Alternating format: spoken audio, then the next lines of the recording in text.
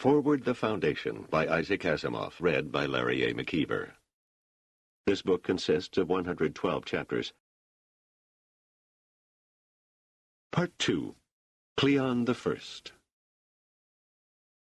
Cleon the First, though often receiving panegyrics for being the last emperor under whom the First Galactic Empire was reasonably united and reasonably prosperous, the quarter-century reign of Cleon the First was one of continuous decline.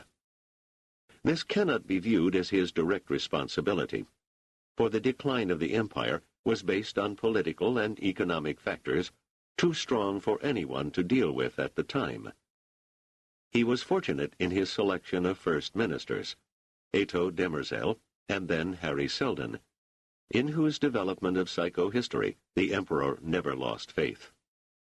Cleon and Seldon as the objects of the final Joronumite conspiracy with its bizarre climax. Encyclopedia Galactica. Chapter 1. Mandel Gruber was a happy man. He seemed so to Harry Seldon, certainly. Seldon stopped his morning constitutional to watch him. Gruber, perhaps in his late 40s, a few years younger than Seldon, was a bit gnarled from his continuing work in the imperial palace grounds. But he had a cheerful, smoothly shaven face, topped by a pink skull, not much of which was hidden by his thin, sandy hair. He whistled softly to himself as he inspected the leaves of the bushes for any signs of insect infestation. He was not the chief gardener, of course.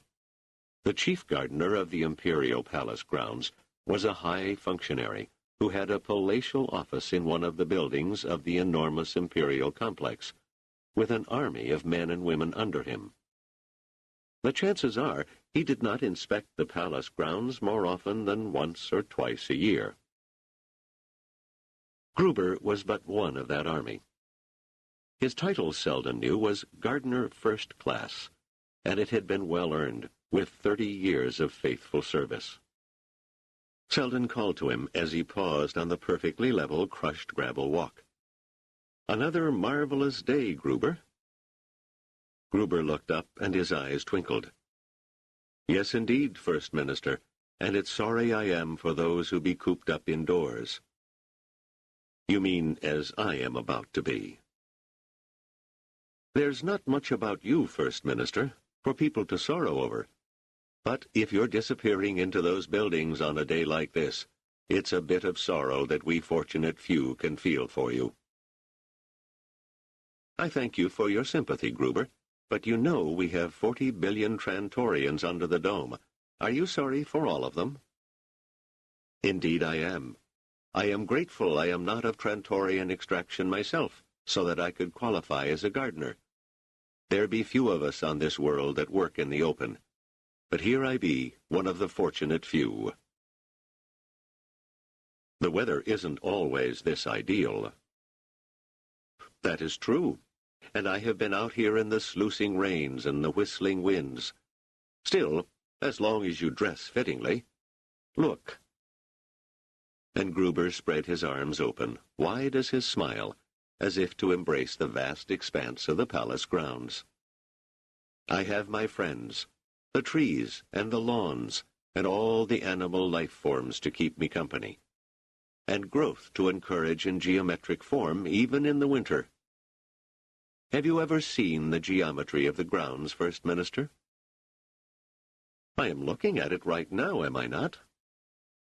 "I mean the plans spread out so you can really appreciate it all, and marvelous it is, too.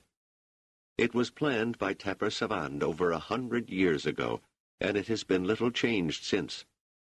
Tapper was a great horticulturist, the greatest, and he came from my planet." "That was an Ecryon, wasn't it?" "Indeed, a far-off world near the edge of the galaxy, where there is still wilderness, and life can be sweet. I came here when I was still an ear-wet lad, when the present chief gardener took power under the old emperor. Of course, now they're talking of redesigning the grounds." Gruber sighed deeply and shook his head. That would be a mistake. They are just right as they are now, properly proportioned, well-balanced, pleasing to the eye and spirit. But it is true that in history the grounds have occasionally been redesigned. Emperors grow tired of the old and are always seeking the new, as if new is somehow always better. Our present emperor, may he live long, has been planning the redesign with the chief gardener. At least, that is the word that runs from gardener to gardener. This last he added quickly, as if abashed at spreading palace gossip. It might not happen soon. I hope not, First Minister. Please, if you have the chance to take some time from all the heart-stopping work you must be after doing, study the design of the grounds. It is a rare beauty. And if I have my way, there should not be a leaf moved out of place, nor a flower, nor a rabbit, anywhere in all these hundreds of square kilometers. Seldon smiled. You are a dedicated man, Gruber. I would not be surprised if someday you were chief gardener. May fate protect me from that. The chief gardener breathes no fresh air, sees no natural sights, and forgets all he has learned of nature. He lives there. Gruber pointed scornfully. And I think he no longer knows a bush from a stream, unless one of his underlings leads him out and places his hand on one or dips it into the other. For a moment it seemed as though Gruber would expectorate his scorn, but he could not find any place on which he could bear to spit. Seldon laughed quietly. Gruber, it's good to talk to you. When I am overcome with the duties of the day, it is pleasant to take a few moments to listen to your philosophy of life. Ah, First Minister, it is no philosopher I am. My schooling was very sketchy. You don't need schooling to be a philosopher, just an active mind and experience with life. Take care, Gruber. I just might have you promoted. If you but leave me as I am, First Minister, you will have my total gratitude. Seldon was smiling as he moved on, but the smile faded as his mind turned once more to his current problems. 10 years as First Minister, and if Gruber knew how heartily sick Seldon was of his position, his sympathy would rise to enormous heights. Could Gruber grasp the fact that Seldon's progress in the techniques of psychohistory showed the promise of facing him with an unbearable dilemma? Chapter 2. Seldon's thoughtful stroll across the grounds was the epitome of peace. It was hard to believe, here in the midst of the Emperor's immediate domain, that he was on a world that, except for this area, was totally enclosed by a dome. Here, in this spot, he might be on his home world of Helicon, or on Gruber's home world of Anacreon. Of course, the sense of peace was an illusion. The grounds were guarded, thick with security. Once, 1,000 years ago, the imperial palace grounds, much less palatial, much less differentiated from a world only beginning to construct domes over individual regions, had been open to all citizens, and the emperor himself could walk along the paths unguarded, nodding his head in greeting to his subjects. No more. Now security was in place, and no one from Trantor itself could possibly invade the grounds. That did not remove the danger, however, for that, when it came from discontented imperial functionaries and from corrupt and suborned soldiers. It was within the grounds that the emperor and his staff were most in danger. What would have happened if on that occasion nearly 10 years before, Seldon had not been accompanied by Dors Venabili? It had been in his first year as First Minister, and it was only natural, he supposed, after the fact, that there would be jealous heartburning over his unexpected choice for the post. Many others, far better qualified in training, in years of service, and most of all in their own eyes, could view the appointment with anger. They did not know of psychohistory or of the importance the emperor attached to it. And the easiest way to correct the situation was to corrupt one of the sworn protectors of the first minister. Dors must have been more suspicious than Seldon himself was.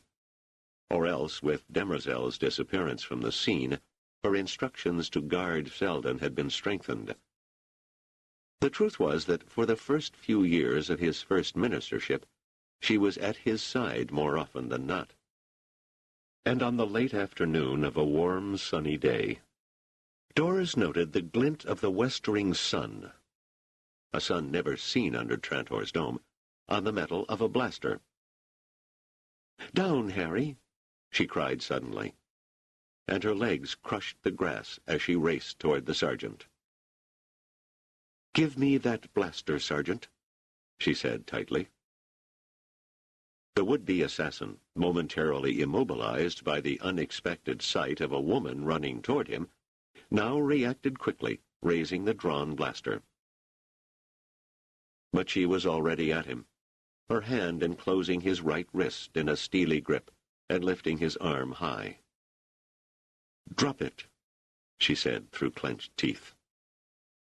The sergeant's face twisted as he attempted to yank his arm loose. "Don't try, Sergeant," said Dors. "My knee is 3 inches from your groin, and if you so much as blink, your genitals will be history, so just freeze." "That's right. Okay, now open your hand. If you don't drop the blaster right now, I will shatter your arm." A gardener came running up with a rake. Dors motioned him away. The sergeant dropped the blaster to the ground. Seldon had arrived. "I'll take over, Dors." "You will not. Get in among those trees and take the blaster with you. Others may be involved and ready to act." Dors had not loosened her grip on the sergeant. She said, "Now, Sergeant, I want the name of whoever it was who persuaded you to make an attempt on the First Minister's life, and the name of everyone else who is in this with you." The sergeant was silent. "Don't be foolish," said Dors. "Speak." She twisted his arm, and he sank down to his knees. She put her shoe on his neck. "If you think silence becomes you, I can crush your larynx and you will be silent forever. And even before that, I'm going to damage you badly. I won't leave one bone unbroken. You had better talk." The sergeant talked. Later, Seldon had said to her, "How could you do that, Dors? I never believed you capable of such violence." Dors said coolly, "I did not actually hurt him much, Harry. The threat was sufficient. In any case, your safety was paramount. You should have let me take care of him." "Why? To salvage your masculine pride? You wouldn't have been fast enough, for one thing. Secondly, no matter what you would have succeeded in doing, you are a man, and it would have been expected.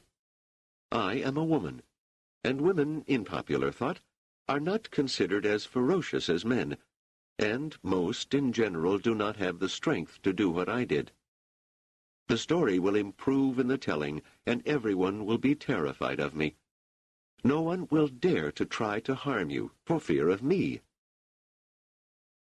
"For fear of you, and for fear of execution.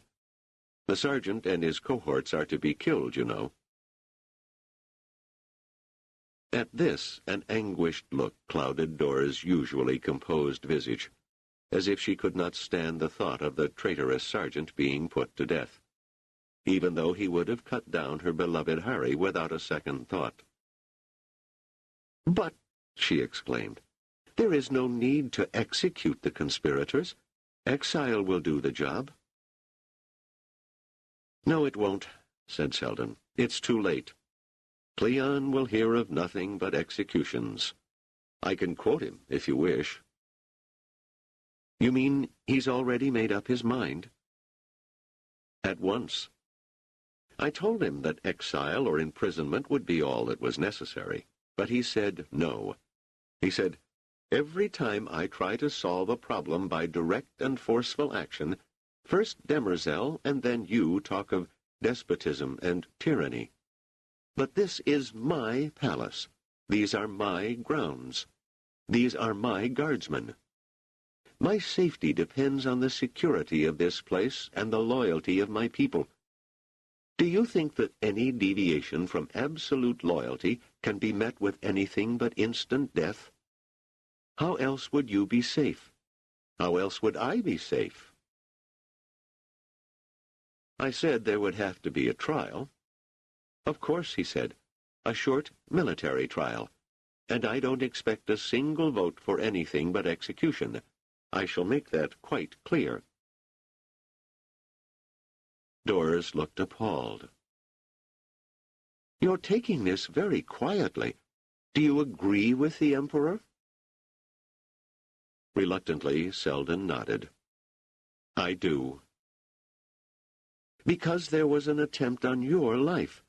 Have you abandoned your principles for mere revenge?' 'Now, Doris, I'm not a vengeful person. However, it was not myself alone at risk, or even the Emperor. If there is anything that the recent history of the Empire shows us, it is that emperors come and go. It is psychohistory that must be protected. Undoubtedly, even if something happens to me, psychohistory will someday be developed. But the Empire is falling fast, and we cannot wait. And only I have advanced far enough to obtain the necessary techniques in time.' 'Then you should teach what you know to others,' said Doris gravely. 'I'm doing so.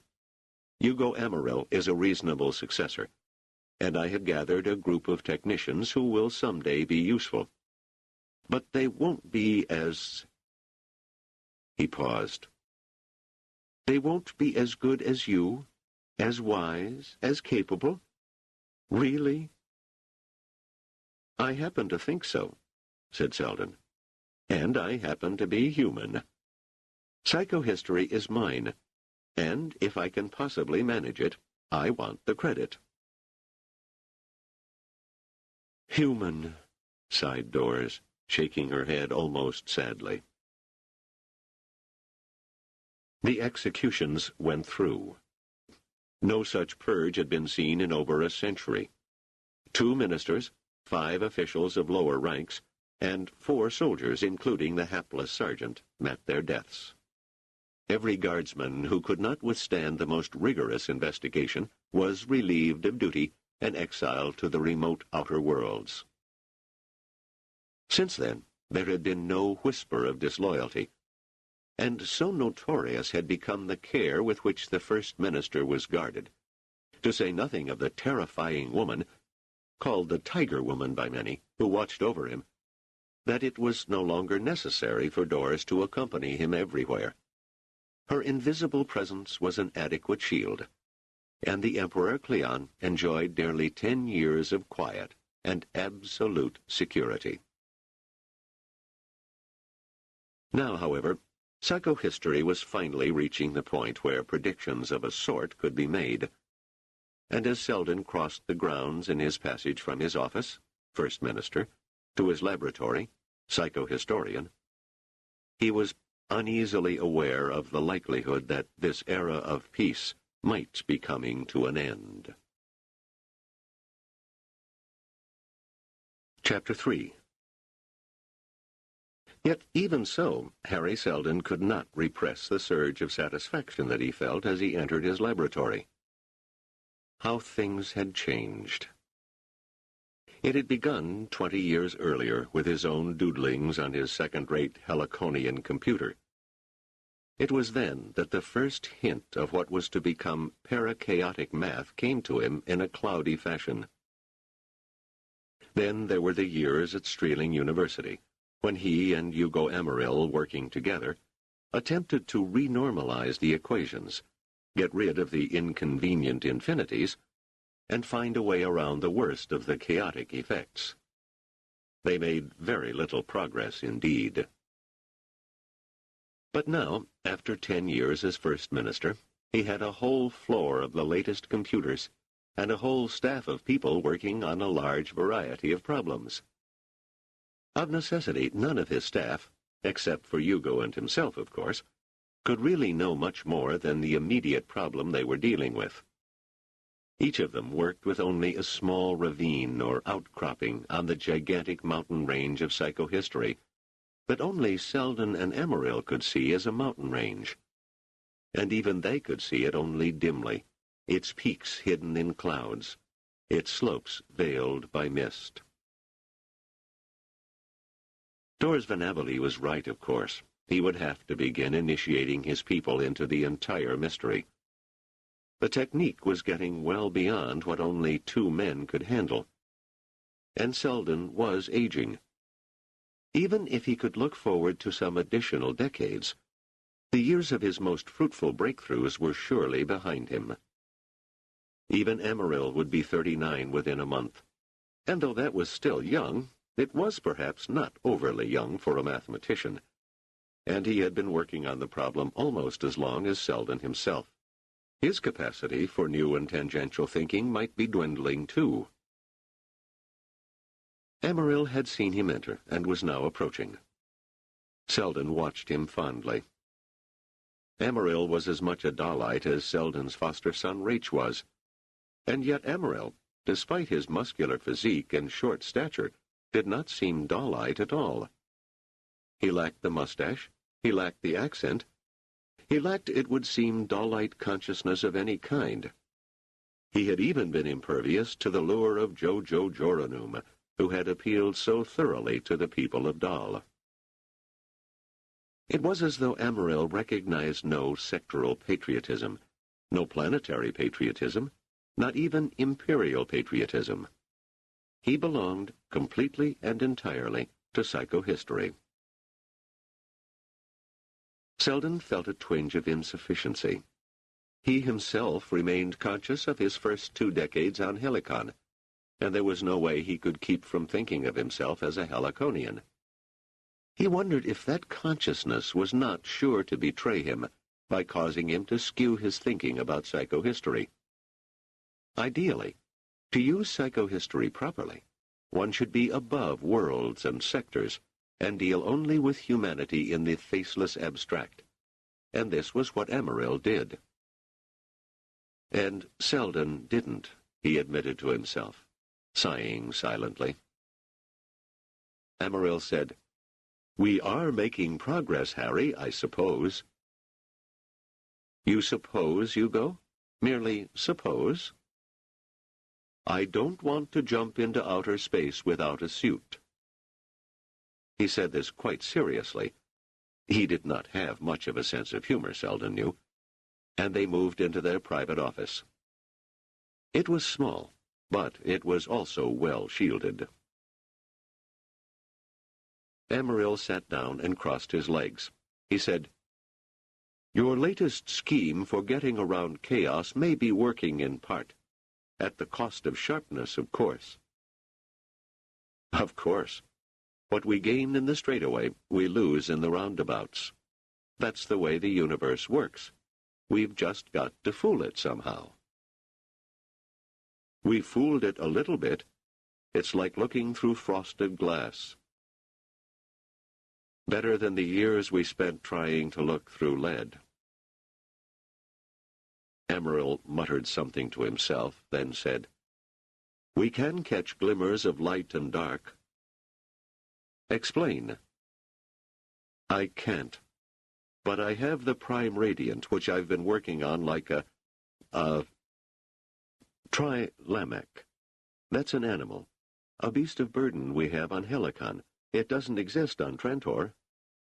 If the Lamech works hard, then that is what my work on the Prime Radiant has been like. He pressed the security keypad on his desk, and a drawer unsealed and slid open noiselessly. He took out a dark, opaque cube that Seldon scrutinized with interest. Seldon himself had worked out the Prime Radiant circuitry, but Emeril had put it together. A clever man with his hands was Emeril. The room darkened, and equations and relationships shimmered in the air. Numbers spread out beneath them, hovering just above the desk surface, as if suspended by invisible marionette strings. Seldon said, "Wonderful. Someday, if we live long enough, we'll have the Prime Radiant produce a river of mathematical symbolism that will chart past and future history. In it, we can find currents and rivulets, and work out ways of changing them in order to make them follow other currents and rivulets that we would prefer." "Yes," said Emeril dryly, "if we can manage to live with the knowledge that the actions we take, which we will mean for the best, may turn out to be for the worst." "Believe me, Hugo, I never go to bed at night without that particular thought gnawing at me. Still, we haven't come to it yet. All we have is this, which, as you say, is no more than seeing light and dark fuzzily through frosted glass." "True enough." "And what is it you think you see, Hugo?" Seldon watched Emeril closely, a little grimly.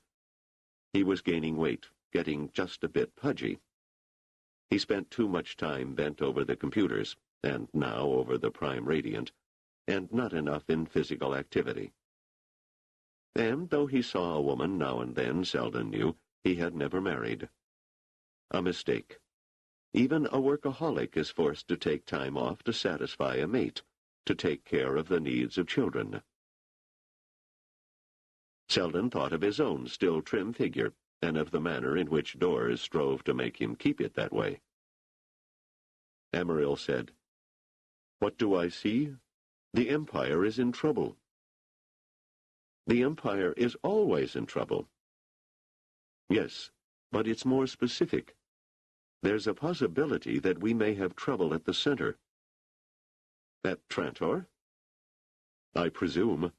Or at the periphery. Either there will be a bad situation here, perhaps civil war, or the outlying outer worlds will begin to break away." Surely it doesn't take psychohistory to point out these possibilities. The interesting thing is that there seems to be a mutual exclusivity, one or the other. The likelihood of both together is very small. Here, look, it's your own mathematics. Observe. They bent over the Prime Radiant display for a long time. Seldon said finally, "I fail to see why the two should be mutually exclusive." "So do I, Harry. But where's the value of psychohistory if it shows us only what we would see anyway? This is showing us something we wouldn't see. What it doesn't show us is, first, which alternative is better, and second, what to do to make the better come to pass and depress the possibility of the worse." Seldon pursed his lips, then said slowly, "I can tell you which alternative is preferable. Let the periphery go and keep Trantor." "Really?" "No question. We must keep Trantor stable, if for no other reason than that we're here. Surely our own comfort isn't the decisive point." "No, but psychohistory is. What good will it do us to keep the periphery intact if conditions on Trantor force us to stop work on psychohistory? I don't say that we'll be killed, but we may be unable to work. The development of psychohistory is on what our fate will depend. As for the Empire, if the periphery secedes, it will only begin a disintegration that may take a long time to reach the core." "Even if you're right, Harry, what do we do to keep Trantor stable?" "To begin with, we have to think about it." A silence fell between them, and then Seldon said, "Thinking doesn't make me happy. What if the Empire is altogether on the wrong track, and has been for all its history? I think of that every time I talk to Gruber." "Who's Gruber?" "Mandel Gruber, a gardener."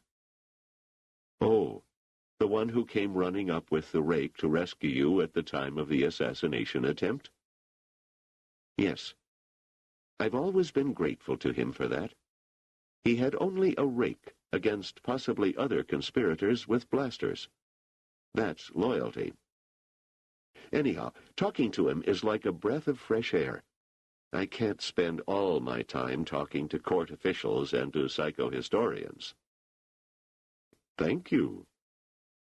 "Come, you know what I mean. Gruber likes the open. He wants the wind and the rain and the biting cold and everything else that raw weather can bring to him. I miss it myself sometimes." "I don't. I wouldn't care if I never go out there." "You were brought up under the dome. But suppose the Empire consisted of simple, unindustrialized worlds, living by herding and farming, with thin populations and empty spaces. Wouldn't we all be better off?" "It sounds horrible to me." I found some spare time to check it as best I could. It seems to me it's a case of unstable equilibrium. A thinly populated world of the type I describe either grows moribund and impoverished, falling off into an uncultured near-animal level, or it industrializes. It is standing on a narrow point and topples over in either direction. And, as it just so happens, almost every world in the galaxy has fallen over into industrialization. Because that's better. Maybe. But it can't continue forever. We're watching the results of the overtoppling now. The Empire cannot exist for much longer because it has overheated. I can't think of any other expression.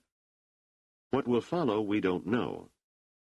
If, through psychohistory, we manage to prevent the fall, or, more likely, force a recovery after the fall, is that merely to ensure another period of overheating? Is that the only future humanity has, to push the boulder like Sisyphus up to the top of the hill, only to see it roll to the bottom again? Who's Sisyphus? A character in a primitive myth. Hugo, you must do more reading. Emerald shrugged. So I can learn about Sisyphus? Not important. Perhaps psychohistory will show us a path to an entirely new society, one altogether different from anything we have seen, one that would be stable and desirable. I hope so, sighed Seldon. I hope so, but there's no sign of it yet. For the near future, we will just have to labor to let the periphery go. That will mark the beginning of the fall of the Galactic Empire. Chapter 4. "And so I said Harry Seldon, that will mark the beginning of the fall of the Galactic Empire. And so it will, Doris." Doris listened, tight-lipped. She accepted Seldon's first ministership as she accepted everything, calmly. Her only mission was to protect him and his psychohistory. But that task, she well knew, was made harder by his position.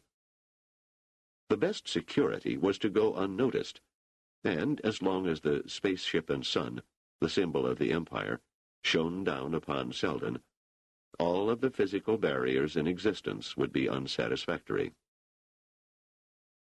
The luxury in which they now lived, the careful shielding from spy beams as well as from physical interference, the advantages to her own historical research of being able to make use of nearly unlimited funds, did not satisfy her. She would gladly have exchanged it all for their old quarters at Streeling University, or, better yet, for a nameless apartment in a nameless sector where no one knew them. "That's all very well, Harry, dear," she said, "but it's not enough." "What's not enough?" "The information you're giving me. You say we might lose the periphery. How? Why?" Seldon smiled briefly. "How nice it would be to know, Doris. But psychohistory is not yet at the stage where it could tell us." "In your opinion, then, is it the ambition of local, faraway governors to declare themselves independent?" "Well, that's a factor, certainly. It's happened in past history, as you know far better than I, but never for long. Maybe this time it will be permanent." "Because the empire is weaker?" "Yes, because trade flows less freely than it once did, because communications are stiffer than they once were, because the governors in the periphery are, in actual fact, closer to independence than they have ever been. If one of them arises with particular ambitions—" "Can you tell which one it might be?" "Not in the least. All we can force out of psychohistory at this stage is the definite knowledge that if a governor of unusual ability and ambition arises, he would find conditions more suitable for his purposes than he would have in the past. It could be other things, too. Some great natural disaster, or some sudden civil war between two distant outer world coalitions. None of that can be precisely predicted as of now, but we can tell that anything of the sort that happens will have more serious consequences than it would have had a century ago." "But if you don't know a little more precisely what will happen in the periphery, how can you so guide actions as to make sure the periphery goes rather than Trantor?" "By keeping a close eye on both, and trying to stabilize Trantor, and not trying to stabilize the periphery. We can't expect psychohistory to order events automatically, without much greater knowledge of its workings. So we have to make use of constant manual control, so to speak. In days to come, the technique will be refined, and the need for manual control will decrease."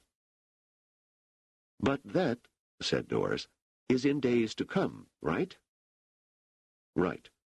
And even that is only a hope." "And just what kind of instabilities threaten Trantor if we hang on to the periphery?" "The same possibilities. Economic and social factors, natural disasters, ambitious rivalries among high officials. And something more. I have described the empire to Hugo as being overheated, and Trantor is the most overheated portion of all. It seems to be breaking down. The infrastructure, water supply, heating, waste disposal, fuel lines, everything seems to be having unusual problems. And that's something I've been turning my attention to more and more lately." "What about the death of the Emperor?" Seldon spread his hands. "That happens inevitably, but Cleon is in good health.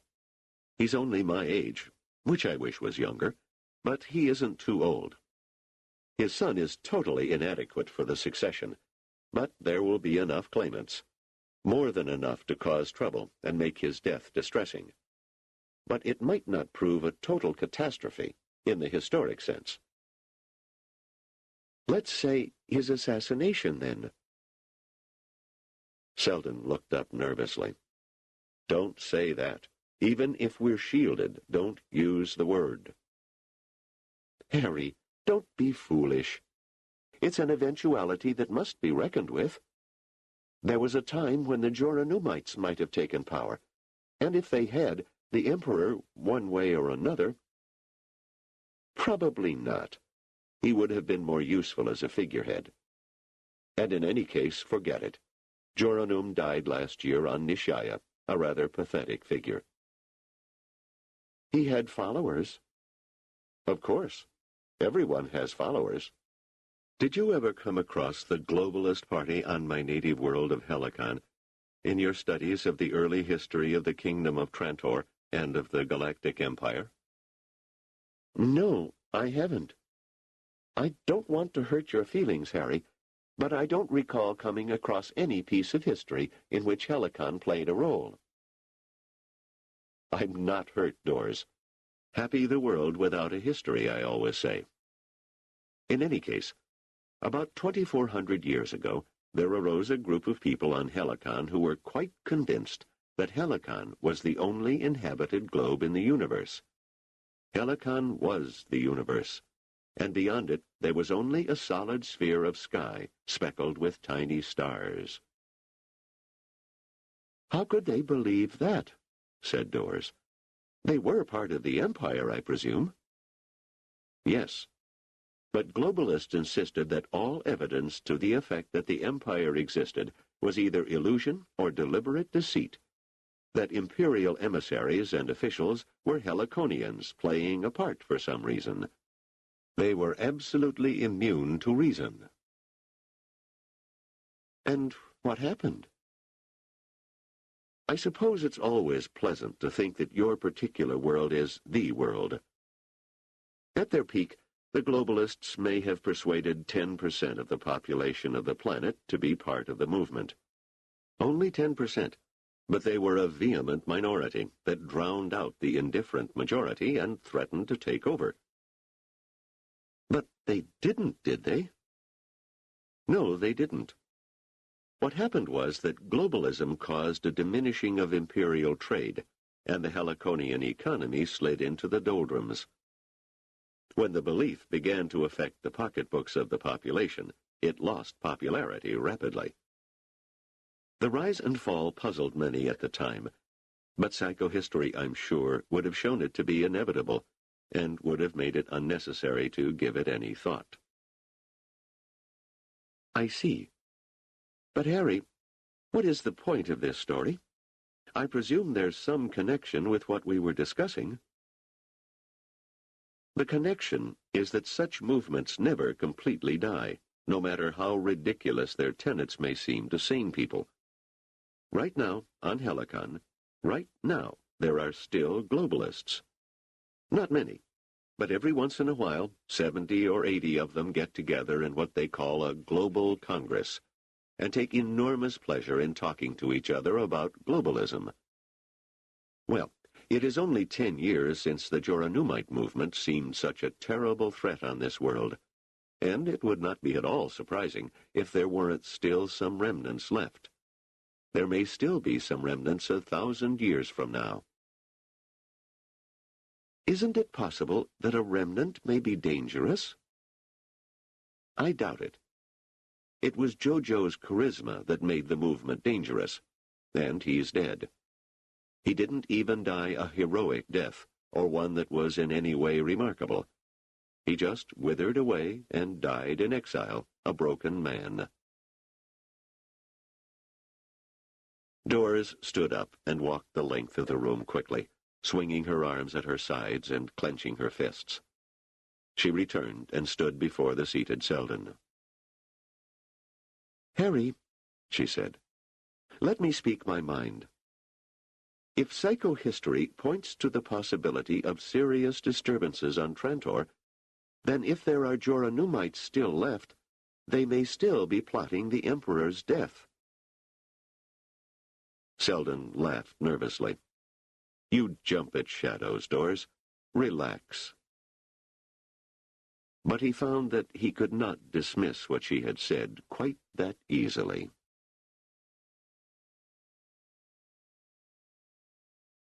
Chapter 5.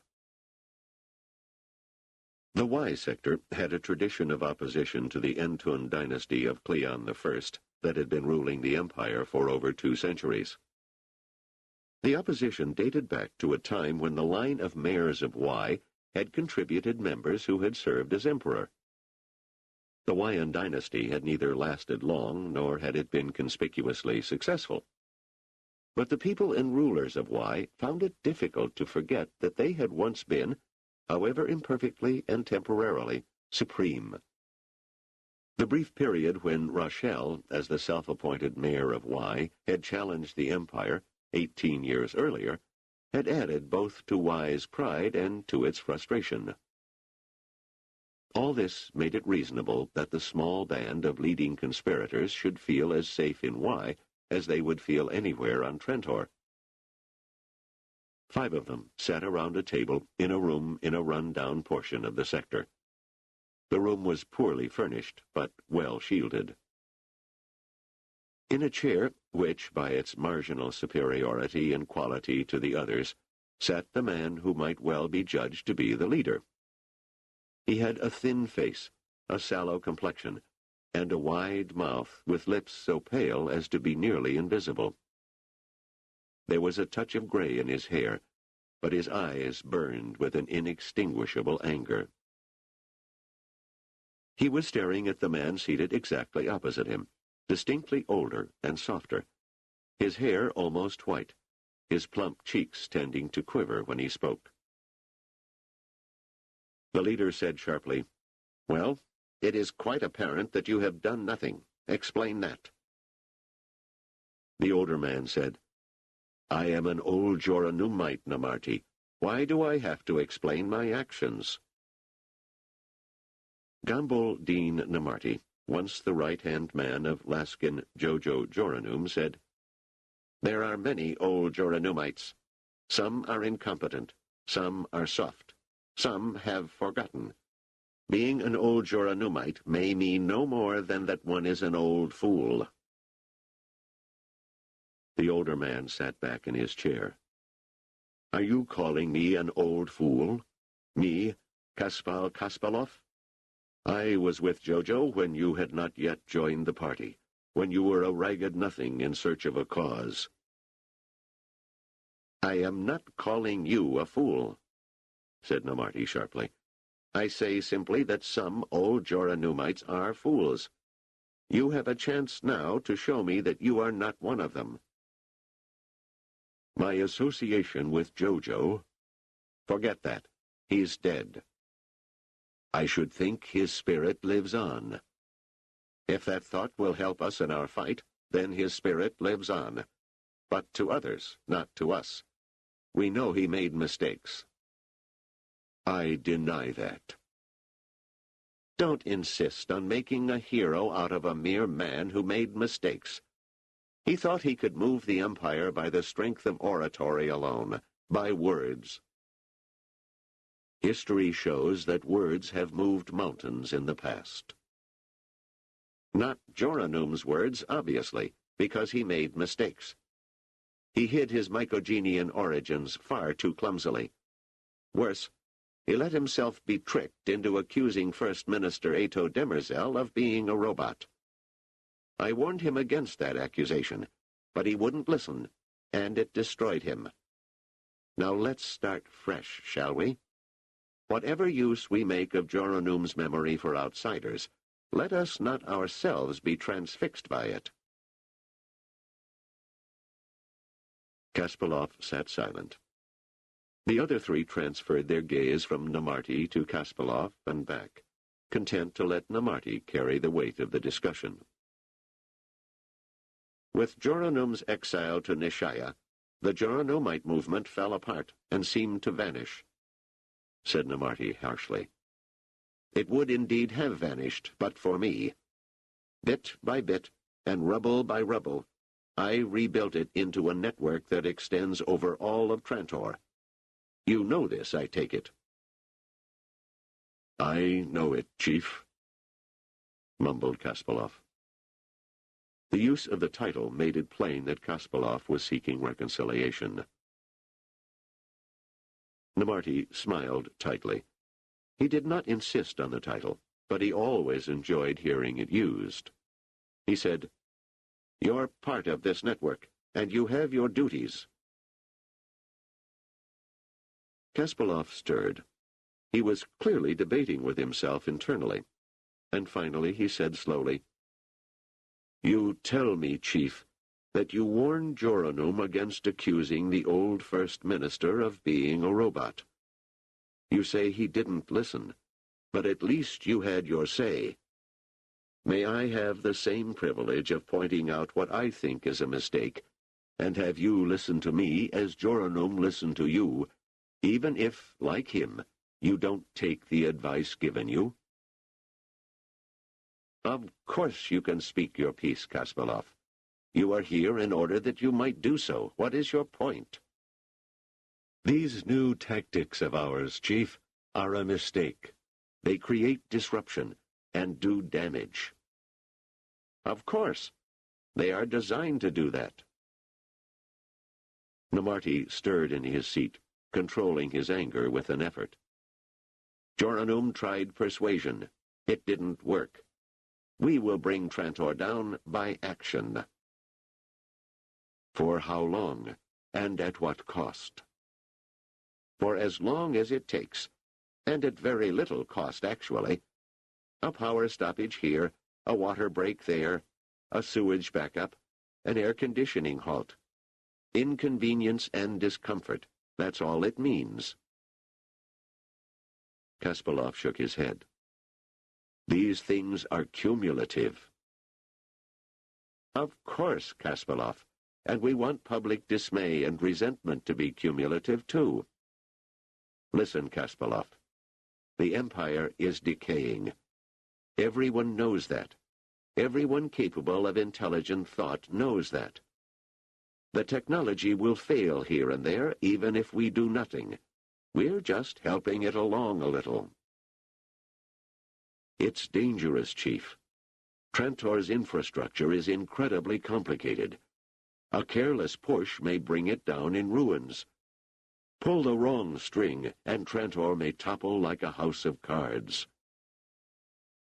It hasn't so far. It may in the future. And what if the people find out that we are behind it? They would tear us apart. There would be no need to call in the security establishment or the armed forces. Mobs would destroy us. How would they ever learn enough to blame us? The natural target for the people's resentment will be the government, the Emperor's advisors. They will never look beyond that. And how do we live with ourselves, knowing what we have done? This last was asked in a whisper, the old man clearly moved by strong emotion. Kasparov looked pleadingly across the table at his leader, the man to whom he had sworn allegiance. He had done so in the belief that Namarti would truly continue to bear the standard of freedom passed on by Jojo Joranum. Now Kasparov wondered if this is how Jojo would have wanted his dream to come to pass. Namarti clucked his tongue, much as a reproving parent does when confronting an errant child. Kasparov, you can't seriously be turning sentimental on us, are you? Once we are in power, we will pick up the pieces and rebuild. We will gather in the people with all of Joranum's old talk of popular participation in government, with greater representation. And when we are firmly in power, we will establish a more efficient and forceful government. We will then have a better Trantor and a stronger empire. We will set up some sort of discussion system whereby representatives of other worlds can talk themselves into a daze. But we will do the governing. Kasparov sat there irresolute. Namarti smiled joylessly. You are not certain? We can't lose. It's been working perfectly, and it will continue working perfectly. The Emperor doesn't know what's going on. He hasn't the faintest notion. And his first minister is a mathematician. He ruined Joranum, true, but since then he has done nothing. He has something called... Forget it.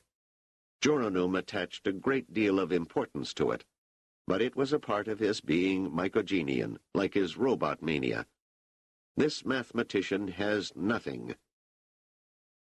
Historical psychoanalysis, or something like that.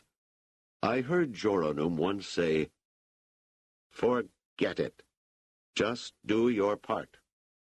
You handle the ventilation in the Anamoria sector, don't you? Very well, then. Have it misfunction in a manner of your choosing. It either shuts down so that the humidity rises, or it produces a peculiar odor or something else. None of this will kill anyone, so don't get yourself into a fever of virtuous guilt. You will simply make people uncomfortable and raise the general level of discomfort and annoyance. Can we depend on you? But what would only be discomfort and annoyance to the young and healthy may be more than that to infants, the aged, and the sick. Are you going to insist that no one at all must be hurt? Kasparov mumbled something.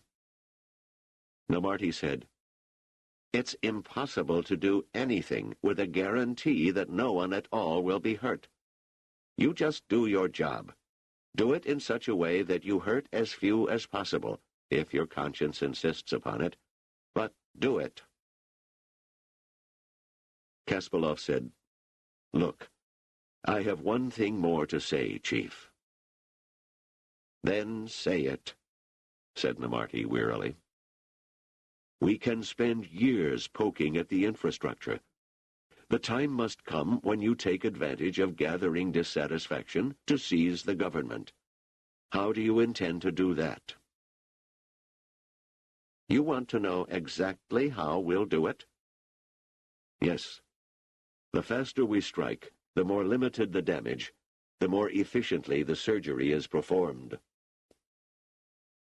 Namarty said slowly, "I have not yet decided on the nature of this surgical strike, but it will come. Until then, will you do your part?" Kasparov nodded his head in resignation. "Yes, Chief." "Well then, go," said Namarty, with a sharp gesture of dismissal. Kasparov rose, turned, and left. Namarty watched him go. He said to the man at his right, "Kasparov is not to be trusted. He has sold out, and it's only so that he can betray us that he wants to know my plans for the future. Take care of him." The other nodded, and all three left, leaving Namarty alone in the room. He switched off the glowing wall panels, leaving only a lonely square in the ceiling to provide the light that would keep him from being entirely in the darkness. He thought, every chain has weak links that must be eliminated. We have had to do this in the past, and the result is that we have an organization that is untouchable. And in the dimness he smiled, twisting his face into a kind of feral joy. After all, the network extended even into the palace itself.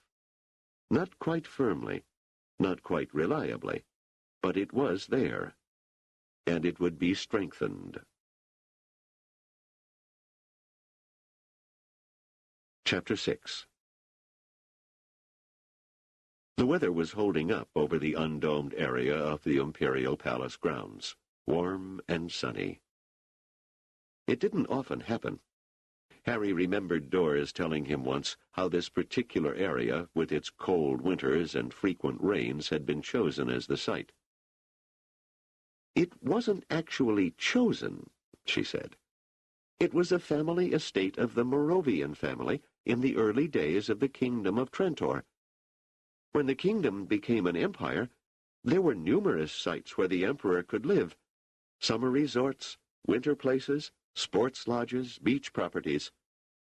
And as the planet was slowly domed, one reigning emperor, living here, liked it so much that it remained undomed. And just because it was the only area left undomed, it became special, a place apart. And that uniqueness appealed to the next emperor, and the next, and the next. And so a tradition was born." And as always, when hearing something like that, Seldon would think, and how would psychohistory handle this? Would it predict that one area would remain undomed, but be absolutely unable to say which area? Could it go even so far? Could it predict that several areas would remain undomed, or none, and be wrong? How could it account for the personal likes and dislikes of an emperor who happened to be on the throne at the crucial time, and who made a decision in a moment of whimsy and nothing more. That way lay chaos and madness. Cleon I was clearly enjoying the good weather. "I'm getting old, Seldon," he said. "I don't have to tell you that. We're the same age, you and I. Surely it's a sign of age when I don't have the impulse to play tennis or go fishing, even though they've newly restocked the lake, but am willing to walk gently over the pathways." He was eating nuts as he spoke, which resembled what on Seldon's native world of Helicon would have been called pumpkin seeds, but which were larger and a little less delicate in taste. Cleon cracked them gently between his teeth, peeled the thin shells, and popped the kernels into his mouth. Seldon did not like the taste particularly, but of course, when he was offered some by the Emperor, he accepted them and ate a few. The Emperor had a number of shells in his hand and looked vaguely around for a receptacle of some sort that he could use for disposal. He saw none, but he did notice a gardener standing not far away, his body at attention, as it should be in the imperial presence, and his head respectfully bowed. Cleon said, "Gardener." The gardener approached quickly.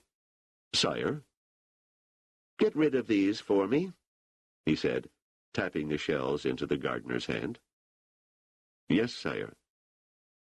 Seldon said, "I have a few too, Gruber." Gruber held out his hand and said almost shyly, "Yes, First Minister." He hurried away, and the Emperor looked after him curiously. "Do you know the fellow, Seldon?" "Yes, indeed, sire. An old friend." "The gardener is an old friend? What is he, a mathematical colleague fallen on hard times?" "No, sire. Perhaps you remember the story. It was the time when—" He cleared his throat, searching for the most tactful way to recall the incident. "The sergeant threatened my life shortly after I was appointed to my present post through your kindness." "The assassination attempt." Cleon looked up to heaven as though seeking patience. "I don't know why everyone is so afraid of that word." "Perhaps," said Seldon smoothly, slightly despising himself for the ease with which he had become able to flatter, "the rest of us are more perturbed at the possibility of something untoward happening to our Emperor than you yourself are." Cleon smiled ironically. "I dare say. And what has this to do with Gruber? Is that his name?" "Yes, sire. Mandel Gruber. I'm sure you will recall, if you cast your mind back, that there was a gardener who came rushing up with a rake to defend me against the armed sergeant." "Ah, yes. Was that fellow the gardener who did that?" "He was the man, sire. I've considered him a friend ever since, and I meet him almost every time I am on the grounds. I think he watches for me, feels proprietary toward me, and, of course, I feel kindly toward him." "I don't blame you. And while we're on the subject, how is your formidable lady, Dr. Venabili? I don't see her often." "She's a historian, sire, lost in the past." "She doesn't frighten you? She'd frighten me. I've been told how she treated that sergeant. One could almost be sorry for him." "She grows savage on my behalf, sire, but has not had occasion to do so lately. It's been very quiet." The Emperor looked after the disappearing gardener. "Have we ever rewarded that man?" "I have done so, sire. He has a wife and 2 daughters, and I have arranged that each daughter will have a sum of money put aside for the education of any children she may have." "Very good. But he needs a promotion, I think. Is he a good gardener?" "Excellent, sire." "The chief gardener, Malcomber, I'm not quite sure I remember his name, is getting on, and is perhaps not up to the job anymore. He is well into his late 70s. Do you think this Gruber might be able to take over? I'm certain he can, sire, but he likes his present job. It keeps him out in the open in all kinds of weather. A peculiar recommendation for a job. I'm sure he can get used to administration, and I do need someone for some sort of renewal of the grounds. I must think upon this. Your friend Gruber may be just the man I need. By the way, Seldon, what did you mean by saying it's been very quiet? I merely meant, sire, that there has been no sign of discord at the imperial court. The unavoidable tendency to intrigue seems to be as near a minimum as it is ever likely to get. You wouldn't say that if you were Emperor, Seldon, and had to contend with all these officials and their complaints. How can you tell me things are quiet when reports seem to reach me every other week of some serious breakdown here and there on Trantor? These things are bound to happen. I don't recall such things happening so frequently in previous years. Perhaps that was because they didn't, sire. The infrastructure grows older with time. To make the necessary repairs properly would take time, labor, and enormous expense. This is not a time when a rise in taxes will be looked on favorably. There is never any such time. I gather that the people are experiencing serious dissatisfaction over these breakdowns. It must stop, and you must see to it, Seldon. What does psychohistory say? It says what common sense says, that everything is growing older. Well, all this is quite spoiling the pleasant day for me. I leave it in your hands, Seldon. Yes, sire, said Seldon quietly. The Emperor strode off, and Seldon thought that it was all spoiling the pleasant day for him, too. This breakdown at the center was the alternative he didn't want. But how was he to prevent it and switch the crisis to the periphery? Psychohistory didn't say. Chapter 7. Rach Seldon felt extraordinarily contented, for it was the first dinner en famille that he had had in some months with the two people he thought of as his father and mother. He knew perfectly well that they were not his parents in any biological sense, but it didn't matter. He merely smiled at them with complete love. The surroundings were not as warm as they had been at Streeling in the old days, when their home had been small and intimate, a virtual gem in the larger setting of the university.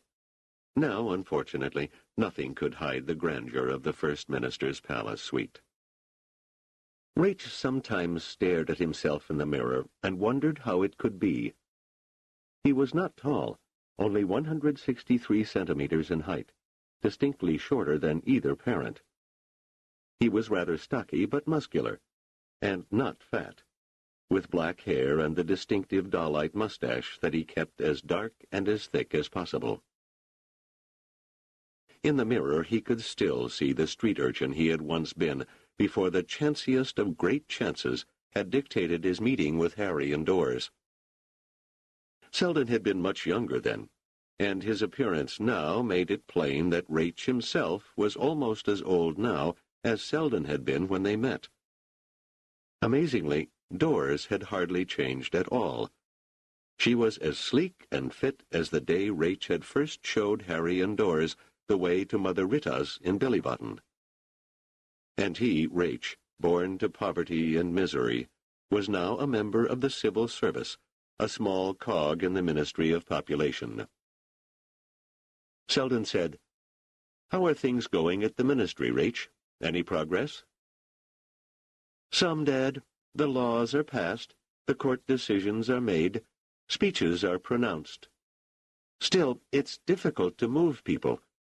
You can preach brotherhood all you want, but no one feels like a brother. What gets me is that the Dalits are as bad as any of the others. They want to be treated as equals, they say, and so they do. But given a chance, they have no desire to treat others as equals. Doris said, "It's all but impossible to change people's minds and hearts, Rach. It's enough to try, and perhaps eliminate the worst of the injustices." "The trouble is," said Seldon, "that through most of history, no one's been working on this problem. Human beings have been allowed to fester in the delightful game of I'm better than you, and cleaning up that mess isn't easy. If we allow things to follow their own bent and grow worse for 1,000 years, we can't complain if it takes, say, 100 years to work an improvement." "Sometimes, Dad," said Rach, "I think you gave me this job to punish me." Seldon's eyebrows raised. "What motivation could I have had to punish you?" "For feeling attracted to Joranum's program of sector equality, and for greater popular representation in government." "I don't blame you for that. These are attractive suggestions. But you know that Joranum and his gang were using it only as a device to gain power. Afterward—" "But you had me entrap him, despite my attraction to his views." Seldon said, "It wasn't easy for me to ask you to do that." "And now you keep me working at the implementation of Joranum's program just to show me how hard the task is in reality." Seldon said to Doris, "How do you like that, Doris? The boy attributes to me a kind of sneaky underhandedness that simply isn't part of my character." "Surely," said Doris, with the ghost of a smile playing at her lips, "you are attributing no such thing to your father?" "Not really. In the ordinary course of life, there's no one straighter than you, Dad. But if you have to, you know you can stack the cards. Isn't that what you hope to do with psychohistory?" Seldon said sadly, "So far, I've done very little with psychohistory." "Too bad. I keep thinking that there is some sort of psychohistorical solution to the problem of human bigotry." "Maybe there is, but if so, I haven't found it." When dinner was over, Seldon said, "You and I, Rach, are going to have a little talk now." "Indeed?" said Doris. "I take it I'm not invited." "Ministerial business, Doris."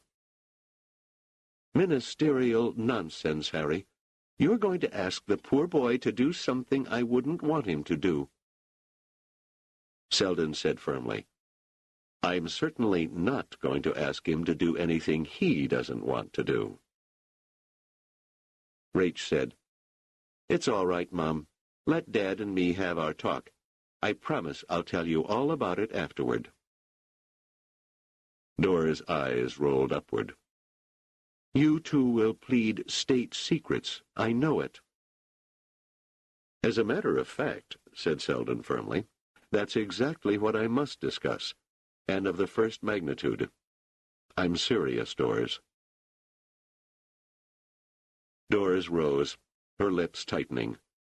She left the room with one final injunction. "Don't throw the boy to the wolves, Harry." And after she was gone, Seldon said quietly, "I'm afraid that throwing you to the wolves is exactly what I'll have to do, Rach." Chapter 8.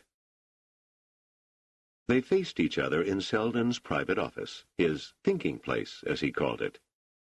There he had spent uncounted hours trying to think his way past and through the complexities of imperial and Trantorian government. He said, "Have you read much about the recent breakdowns we've been having in planetary services, Rach?" "Yes," said Rach. "But you know, Dad, we've got an old planet here. What we got to do is get everyone off it, dig the whole thing up, replace everything, add the latest computerizations, and then bring everyone back. Or at least half of everyone. Trantor would be much better off with only 20 billion people. Which 20 billion? Asked Seldon, smiling. I wish I knew, said Rach darkly. The trouble is, we can't redo the planet, so we just gotta keep patching.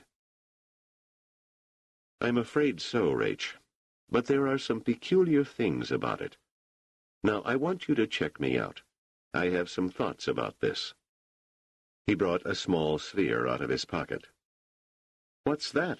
Asked Rach. It's a map of Trantor, carefully programmed. Do me a favor, Rach, and clear off this tabletop. Seldon placed the sphere more or less in the middle of the table and placed his hand on a keypad in the arm of his desk chair. He used his thumb to close a contact, and the light in the room went out while the tabletop glowed with a soft ivory light that seemed about a centimeter deep. The sphere had flattened and expanded to the edges of the table. The light slowly darkened in spots and took on a pattern. After some 30 seconds, Rach said in surprise, It is a map of Trantor. Of course, I told you it was. You can't buy anything like this at a sector mall, though. This is one of those gadgets the armed forces play with. It could present Trantor as a sphere, but a planar projection would more clearly show what I want to show. And what is it you want to show, Dad? Well, in the last year or two, there have been breakdowns. As you say, it's an old planet, and we've got to expect breakdowns, but they've been coming more frequently, and they would seem almost uniformly to be the result of human error. Isn't that reasonable? Yes, of course, within limits. This is true even where earthquakes are involved. Earthquakes on Trantor? I admit, Trantor is a fairly non-seismic planet, and a good thing, too, because enclosing a world in a dome when the world is going to shake itself badly several times a year and smash a section of that dome would be highly impractical. Your mother says that one of the reasons Trantor, rather than some other world, became the imperial capital is that it was geologically moribund. That's her unflattering expression. Still, it might be moribund, but it's not dead. There are occasional minor earthquakes, 3 of them in the last 2 years. I wasn't aware of that, Dad. Hardly anyone is. The dome isn't a single object. It exists in hundreds of sections, each one of which can be lifted and set ajar to relieve tensions and compressions in case of an earthquake. Since an earthquake, when one does occur, lasts for only 10 seconds to a minute, the opening endures only briefly. It comes and goes so rapidly that the Trantorians beneath are not even aware of it. They are much more aware of a mild tremor and a faint rattling of crockery than of the opening and closing of the dome overhead and the slight intrusion of the outside weather, whatever it is. That's good, isn't it? It should be. It's computerized, of course.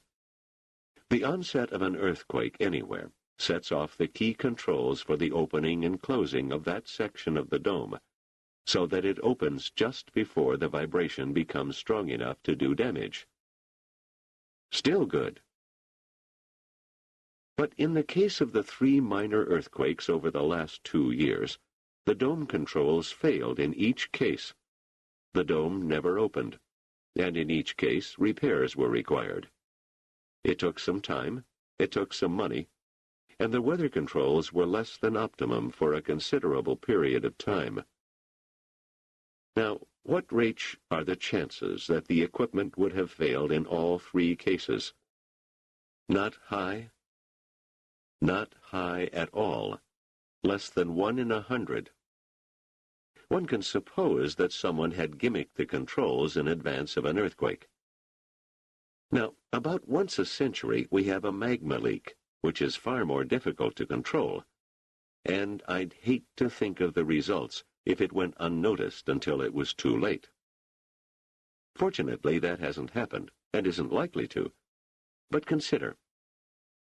Here on this map, you will find the location of the breakdowns that have plagued us over the past 2 years, and that seem to be attributable to human error, though we haven't once been able to tell to whom each might be attributed.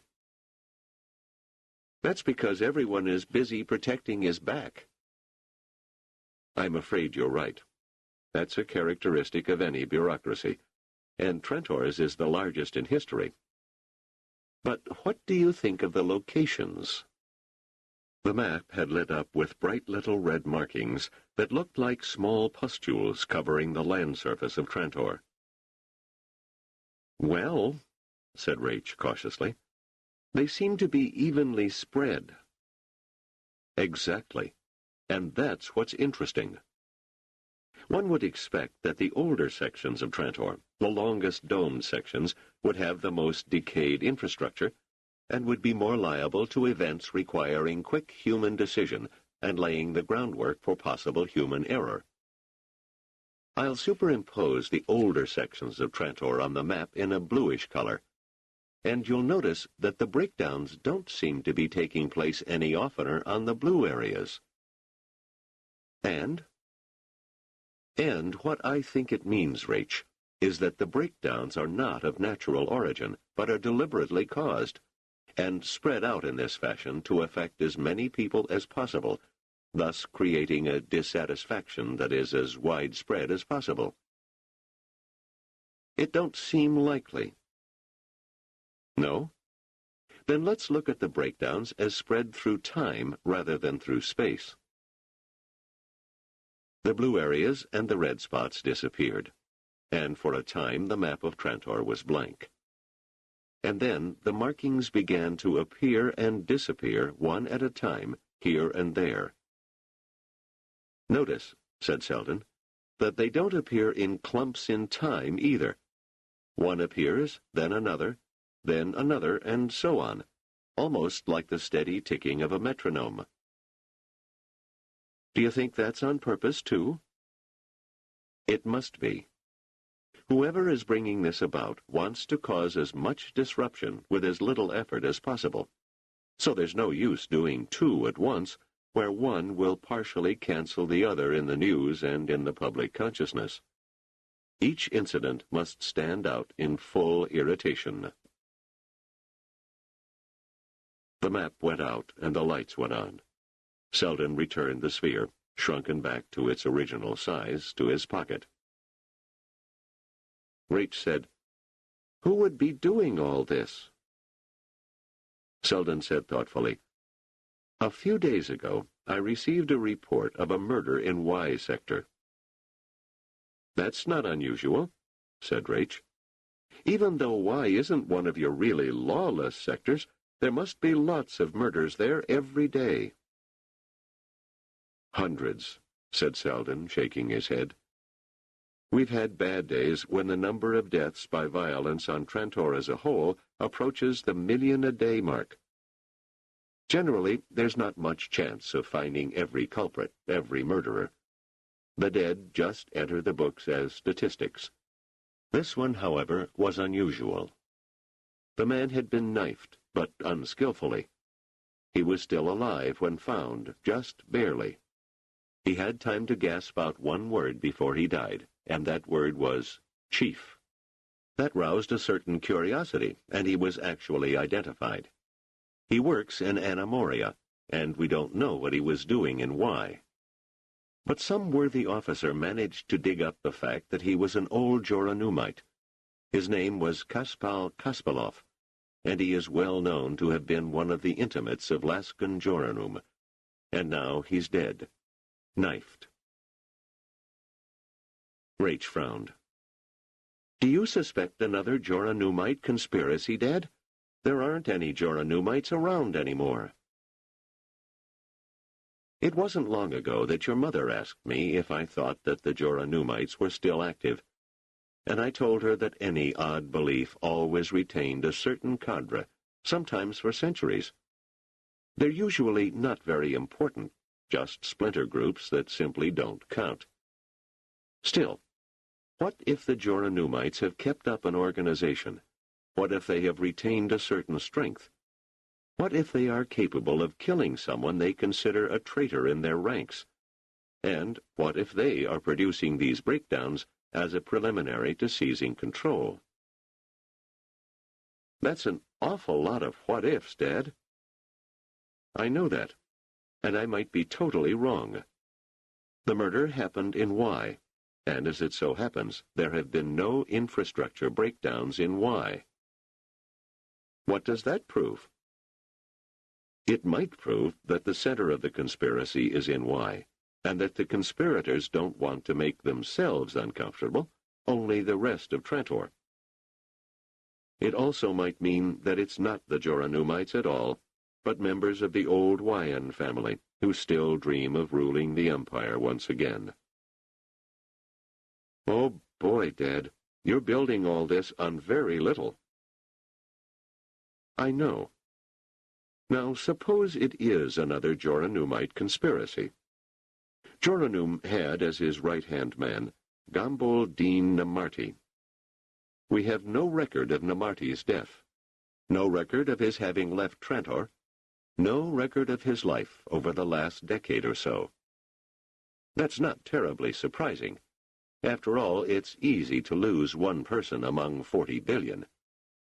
There was a time in my life when I tried to do just that. Of course, Namarti may be dead. That would be the easiest explanation. But he may not be. What do we do about it? Seldon sighed. The logical thing would be to turn to the security establishment, but I can't. I don't have Demerzel's presence. He could cow people. I can't. He had a powerful personality. I'm just a mathematician. I shouldn't be First Minister at all. I'm not cut out for it. And I wouldn't be if the Emperor weren't fixated on psychohistory to a far greater extent than it deserves. You're kind of whipping yourself, ain't you, Dad? Yes, I suppose I am. But I have a picture of myself going to the security establishment, for instance, with what I have just shown you on the map. He pointed to the now empty tabletop. And arguing that we were in great danger of some conspiracy of unknown consequence and nature. They would listen solemnly, and after I had left, they would laugh among themselves about the crazy mathematician, and then do nothing. Then what do we do about it? Said Rach, returning to the point. It's what you will do about it, Rach. I need more evidence, and I want you to find it for me. I would send your mother, but she won't leave me under any circumstances. I myself can't leave the palace grounds at this time. Next to Doors and myself, I trust you. More than Doors and myself, in fact. You're still quite young, you're strong, you're a better Heliconian twister than I ever was, and you're smart. Mind you now, I don't want you to risk your life. No heroism, no daring do. I couldn't face your mother if anything happened to you. Just find out what you can. Perhaps you'll find that Namarti is alive and operating, or dead. Perhaps you'll find out that the Joranumites are an active group, or moribund. Perhaps you'll find out that the Wyan ruling family is active, or not. Any of that would be interesting, but not vital. What I want you to find out is whether the infrastructure breakdowns are of human manufacture, as I think they are. And far more important still, if they are deliberately caused, what else the conspirators plan to do. It seems to me they must have plans for some major coup, and if so, I must know what that will be. Rach said cautiously, Do you have some kind of plan to get me started? Yes, indeed, Rach. I want you to go down to the area of Y where Kaspalov was killed. Find out if you can if he was an active Joranumite, and see if you can't join a Joranumite cell yourself. Maybe that's possible. I can always pretend to be an old Joranumite. It's true that I was pretty young when Jojo was sounding off, but I was very impressed by his ideas. It's even sort of true. Well, yes, but there's one important catch. You might be recognized. After all, you're the son of the First Minister. You have appeared on Holovision now and then, and you have been interviewed concerning your views on sector equality. Sure, but... No buts, Rach. You'll wear elevated shoes to add 3 centimeters to your height. And we'll have someone show you how to change the shape of your eyebrows and make your face fuller and change the timbre of your voice. Rach shrugged. A lot of trouble for nothing. And, said Seldon with a distinct quaver, you will shave off your mustache. Rach's eyes widened, and for a moment he sat there in appalled silence. Finally, he said in a hoarse whisper, Shave my mustache? Clean as a whistle. No one would recognize you without it. But it can't be done. Like cutting off your... like castration. Seldon shook his head. It's just a cultural curiosity. Hugo Emeril is as doll-eyed as you are, and he wears no mustache. Hugo is a nut. I don't think he's alive at all, except for his mathematics. He's a great mathematician, and the absence of a mustache does not alter that fact. Besides, it's not castration. Your mustache will grow back in 2 weeks. 2 weeks? It'll take 2 years to reach this... He put his hand up as though to cover and protect it. Seldon said inexorably, Rach, you have to do it. It's a sacrifice you must make. If you act as my spy with your mustache, you may come to harm. I can't take that chance. I'd rather die, said Rach violently. Don't be melodramatic, said Seldon severely. You would not rather die, and this is something you must do. However, and here he hesitated, don't say anything about it to your mother. I will take care of that. Rach stared at his father in frustration, and then said in a low and despairing tone, All right, Dad. Seldon said, I will get someone to supervise your disguise, and then you will go to Y by airjet. Buck up, Rach. It's not the end of the world. Rach smiled wanly, and Seldon watched him leave, a deeply troubled look on his face. A mustache could easily be regrown, but a son could not. Seldon knew perfectly well that he was sending Rach into danger.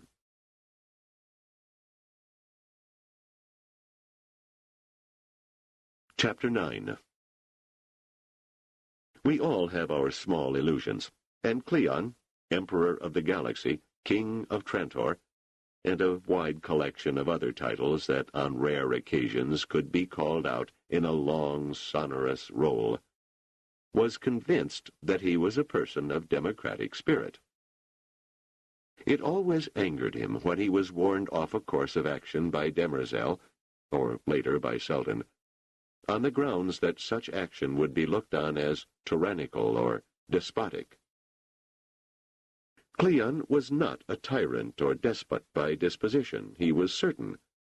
He only wanted to take firm and decisive action. He spoke many times with nostalgic approval of the days when emperors could mingle freely with their subjects.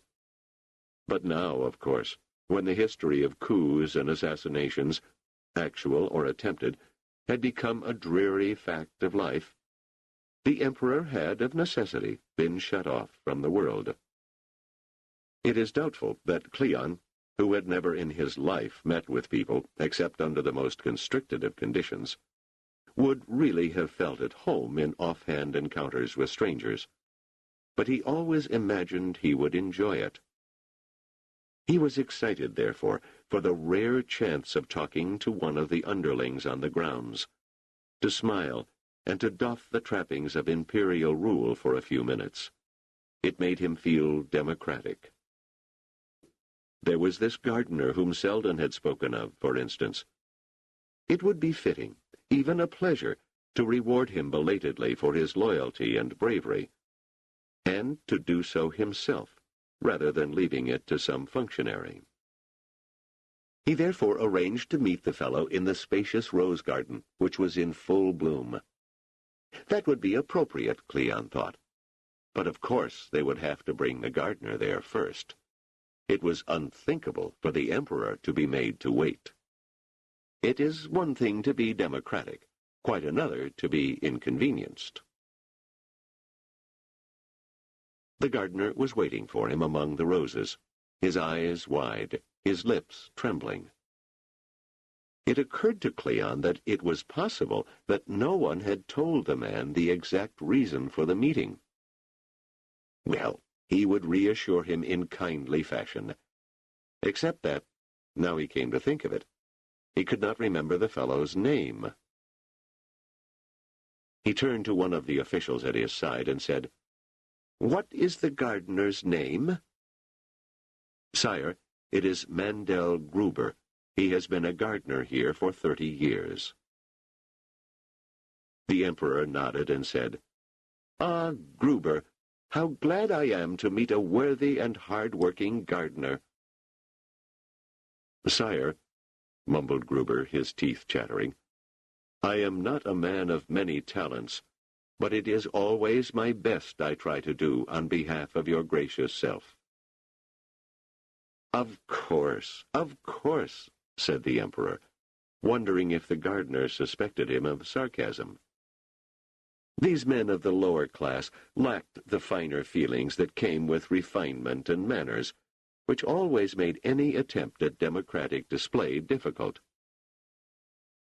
Cleon said, "I have heard from my first minister of the loyalty with which you once came to his aid, and of your skill in taking care of the grounds.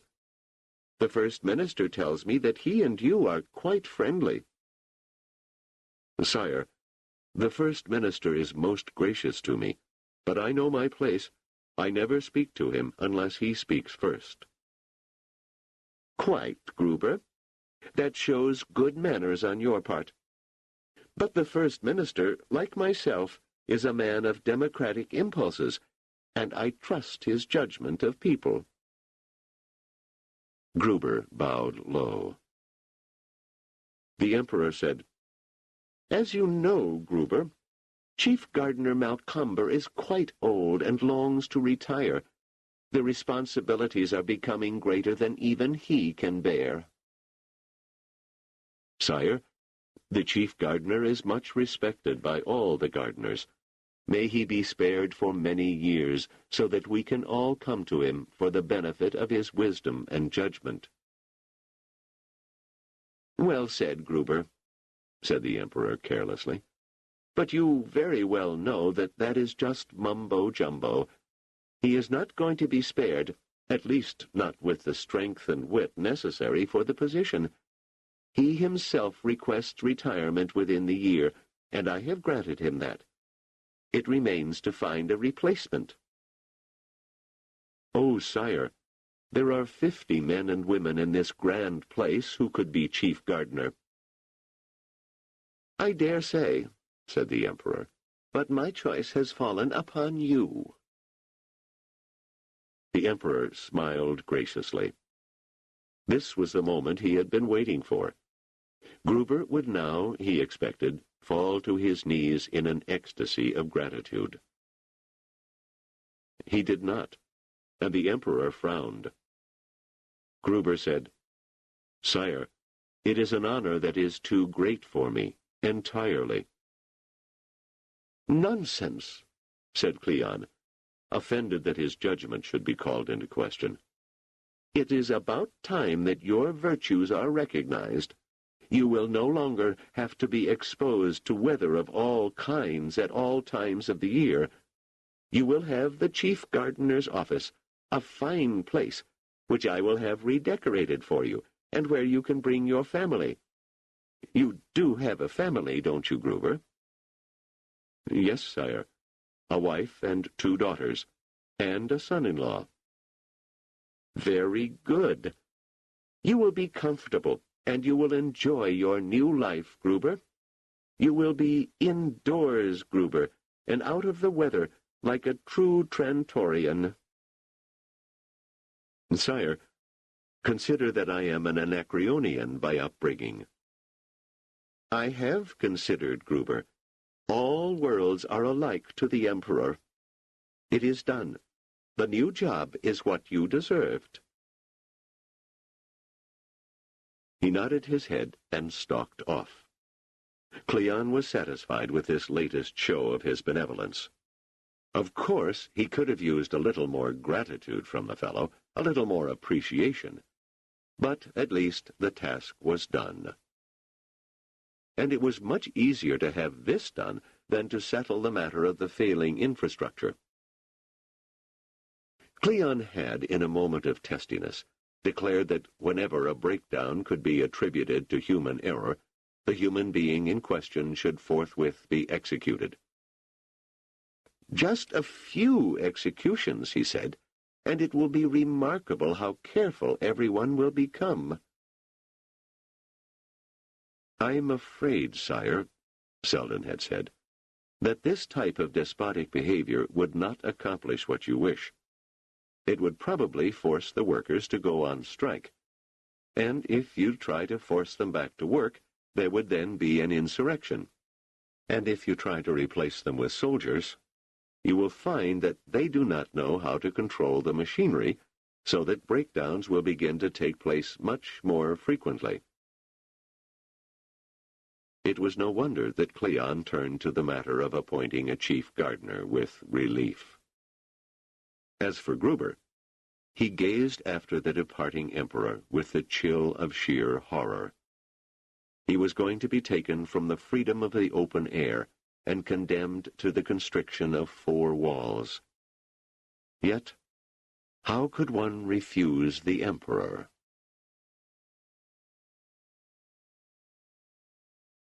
Chapter 10. Raich looked in the mirror of his Y hotel room somberly. It was a pretty run-down hotel room, but Raich was not supposed to have too many credits. He did not like what he saw. His mustache was gone, his sideburns were shortened, his hair was clipped at the sides and back. He looked plucked. Worse than that, as a result of the change in his facial contours, he looked baby-faced. It was disgusting. Nor was he making any headway. Seldon had given him the security reports on Kaspal Kaspalov's death, which he had studied. There wasn't much there. Just that Kaspalov had been murdered, and that the local security officers had come up with nothing of importance in connection with that murder. It seemed quite clear that the security officers attached little or no importance to it anyway. That was not surprising. In the last century, the crime rate had risen markedly in most worlds, certainly in the grandly complex world of Trantor. And nowhere were the local security officers up to the job of doing anything useful about it. In fact, the security establishment had declined in numbers and efficiency everywhere, and, while this was hard to prove, had become more corrupt. It was inevitable this should be so, with pay refusing to keep pace with the cost of living. One must pay civil officials to keep them honest. Failing that, they would surely make up for their inadequate salaries in other ways. Seldon had been preaching this doctrine for some years now, but it did no good. There was no way to increase wages without increasing taxes, and the populace would not sit still for increased taxes. It seemed they would rather lose 10 times the credits in graft. It was all part, Seldon had said, of the general deterioration of imperial society over the previous 2 centuries. Well, what was Raich to do? He was here at the hotel where Kasparov had lived during the days immediately before his murder. Somewhere in the hotel there might be someone who had something to do with that, or who knew someone who had. It seemed to Raich that he must make himself conspicuous. He must show an interest in Kasparov's death, and then someone would get interested in him and pick him up. It was dangerous, but if he could make himself sound harmless enough, they might not attack him immediately. Well... Raich looked at his time band. There would be people enjoying their pre-dinner aperitifs in the bar.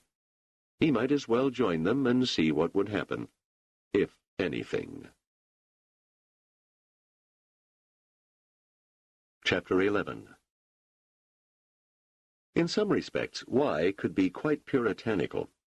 This was true of all the sectors, though the rigidity of one sector might be completely different from the rigidity of another.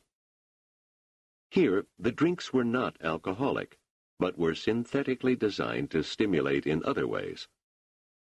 Raich did not like the taste, finding himself utterly unused to it. But it meant that he could sip his drink slowly and look around.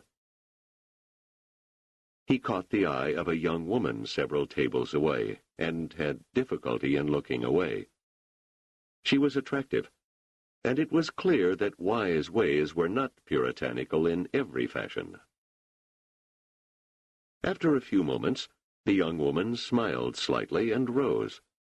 She drifted toward Raich's table, while Raich watched her speculatively. He could scarcely, he thought with marked regret, afford a side adventure just now. She stopped for a moment when she reached Raich, and then let herself slide smoothly into an adjacent chair. "Hello," she said. "You don't look like a regular here." Raich smiled. "I'm not. Do you know all the regulars?" "Just about," she said, unembarrassed. "My name is Manella. What's yours?" Raich was more regretful than ever. She was quite tall, taller than he himself was without his heels, something he always found attractive. Had a milky complexion and long, softly wavy hair that had distinct glints of dark red in it. Her clothing was not too garish, and she might, if she had tried a little harder, have passed as a respectable woman of the not-too-hard-working class. Raich said, "My name doesn't matter. I don't have many credits." "Oh, too bad." Manella made a face. "Can't you get a few?" "I'd like to. I need a job. Do you know of any?" "What kind of job?" Raich shrugged. "I don't have any experience in anything fancy, but I ain't proud." Manella looked at him thoughtfully. "I'll tell you what, Mr. Nameless. Sometimes it doesn't take any credits at all." Raich froze at once. He had been successful enough with women, but with his mustache. His mustache. What could she see in his baby face? He said, "Tell you what, I had a friend living here a couple of weeks ago, and I can't find him. Since you know all the regulars, maybe you know him. His name is Kasparov." He raised his voice slightly. Kasparov. Manella stared at him blankly and shook her head. "I don't know anybody by that name." "Too bad. He was a Joranumite, and so am I." Again a blank look. Do you know what a Joranumite is? She shook her head. No. I've heard the word, but I don't know what it means. Is it some kind of job? Rach felt disappointed. He said, "It would take too long to explain." It sounded like a dismissal, and after a moment of uncertainty, Manella rose and drifted away. She did not smile, and Rach was a little surprised that she had remained as long as she did. Well, Seldon had always insisted that Rach had the capacity to inspire affection, but surely not in a businesswoman of this sort. For them, payment was the thing. His eyes followed Manella automatically as she stopped at another table where a man was seated by himself.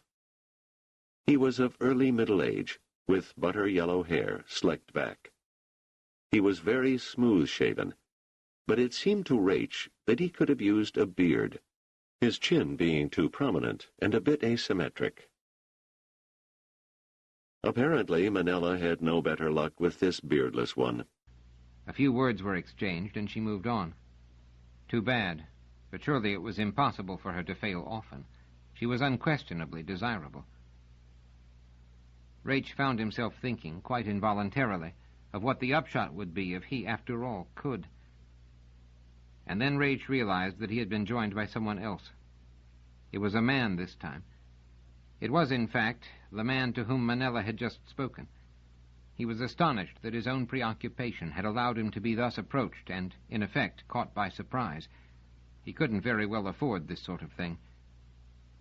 The man looked at him with a glint of curiosity in his eyes. "You were just talking to a friend of mine." Rach could not help smiling broadly. "She's a friendly person." "Yes, she is, and a good friend of mine. I couldn't help overhearing what you said to her." "Wasn't nothing wrong, I think." "Not at all. But you called yourself a Joranumite." Rach's heart jumped. His remark to Manella had hit dead center after all. It had meant nothing to her, but it seemed to mean something to her friend. Did that mean he was on the road now? Or merely in trouble?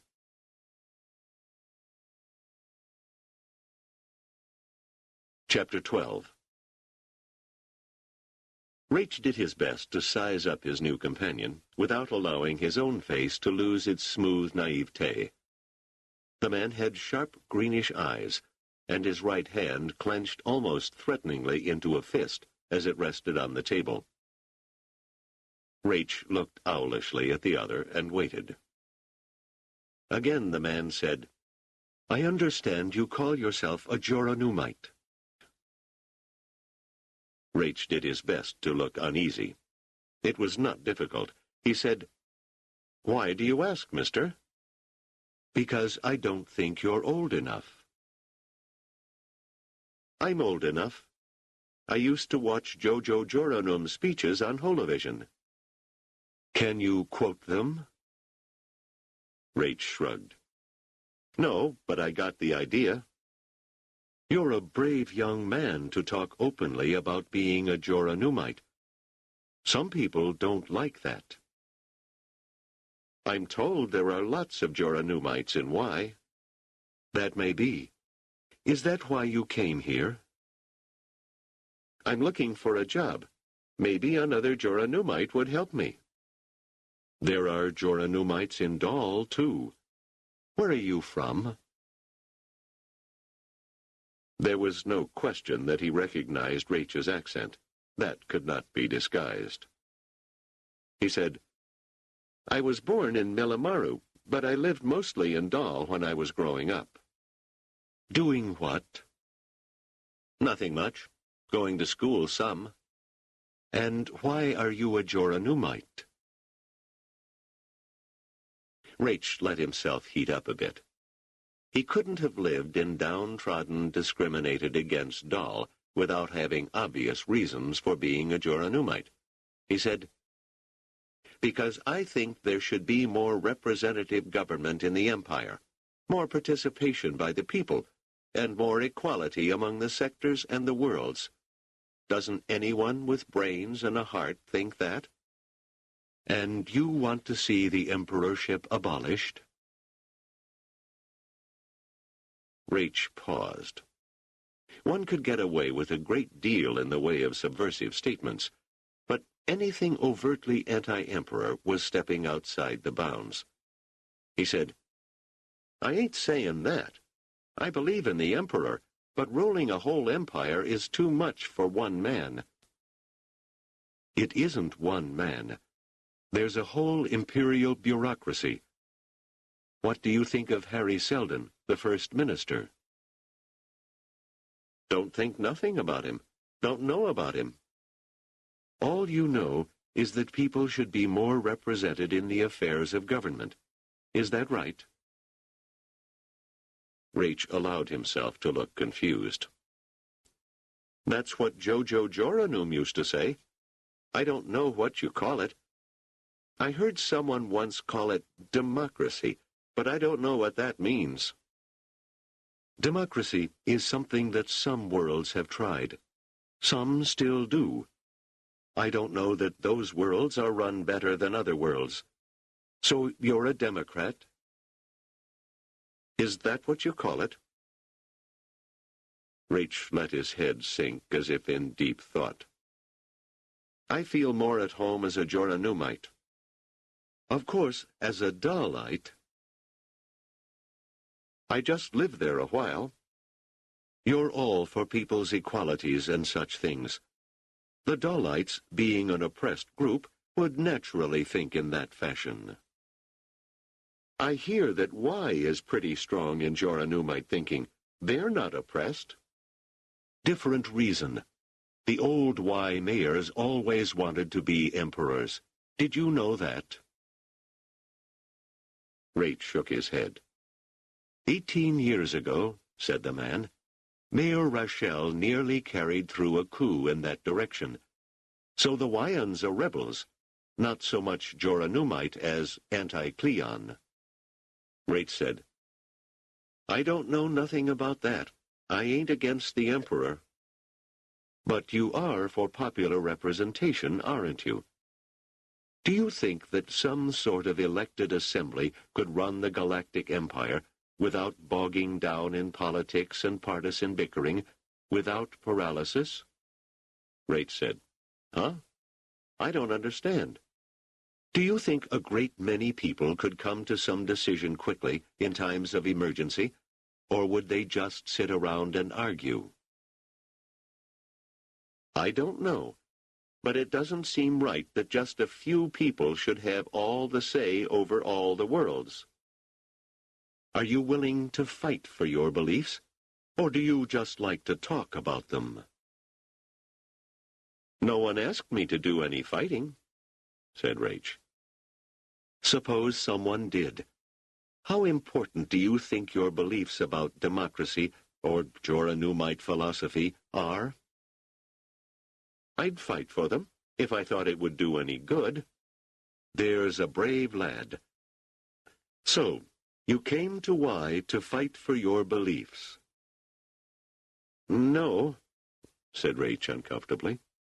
I can't say I did. I came to look for a job, sir. It ain't easy to find no jobs these days, and I ain't got no credits. A guy's got to live. I agree. What's your name? The question shot out without warning, but Raich was ready for it. Planchette, sir. First or last name? Only name, as far as I know. You have no credits, and, I gather, very little education. Afraid so. And no experience at any specialized job? I ain't worked much, but I'm willing. All right. I'll tell you what, Planchette. He took a small white triangle out of his pocket and pressed it in such a way as to produce a printed message on it. Then he rubbed his thumb across it, freezing it. I'll tell you where to go. You take this with you, and it may get you a job." Raich took the card and glanced at it. The signals seemed to fluoresce, but Raich could not read them. He looked at the other man warily. "What if they think I stole it?" "It can't be stolen. It has my sign on it, and now it has your name." "What if they ask me who you are?" "They won't. You say you want a job. There's your chance. I don't guarantee it, but there's your chance." He gave him another card.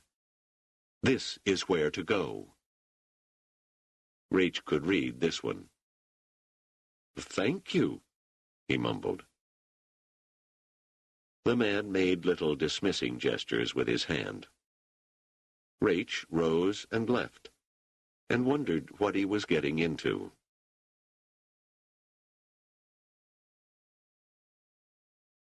Chapter 13. Up and down, up and down, up and down. Gleb and Doran watched Gambaldine Namarti trudging up and down. Namarti was obviously unable to sit still under the driving force of the violence of his passion. And Doran thought, "He's not the brightest man in the Empire, or even in the movement. Not the shrewdest. Certainly not the most capable of rational thought. He has to be held back constantly, but he's driven, as none of the rest of us are. We would give up, let go, but he won't. Push, pull, prod, kick. Well, maybe we need someone like that. We must have someone like that, or nothing will ever happen." Namarti stopped, as though he felt Andoran's eyes boring into his back. He turned around and said, "If you're going to lecture me again on Kasparov, don't bother."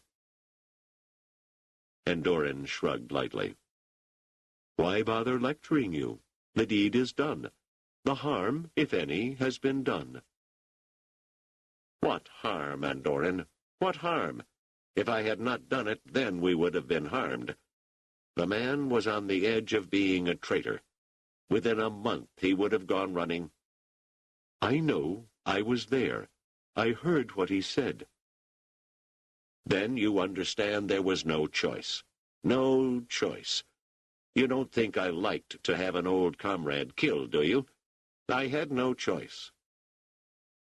"Very well. You had no choice." Namarti resumed his tramping, then turned again.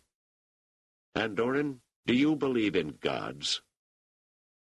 Andoran stared. "In what?" "In gods." "I never heard the word. What is it?" Namarti said, "It's not galactic standard. Supernatural influences, how's that?" "Oh, supernatural influences. Why didn't you say so?" "No, I don't believe in that sort of thing. By definition, something is supernatural if it exists outside the laws of nature, and nothing exists outside the laws of nature. Are you turning into a mystic?" Andoran asked it as though he were joking, but his eyes narrowed with sudden concern.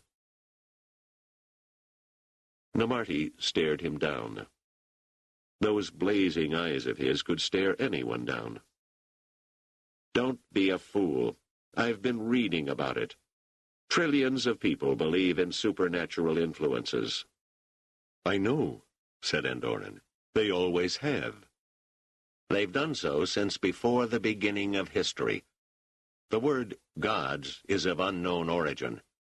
It is, apparently, a hangover from some primeval language of which no trace any longer exists except that word.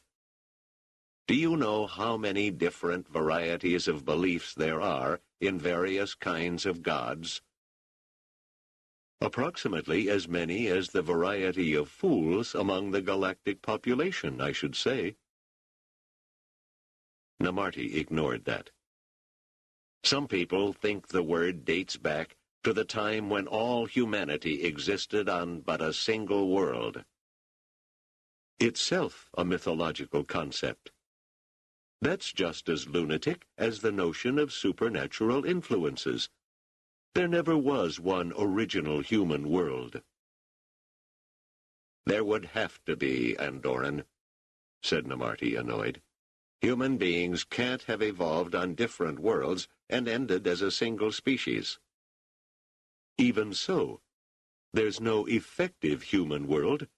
It can't be located, it can't be defined, so it can't be spoken of sensibly, so it effectively doesn't exist.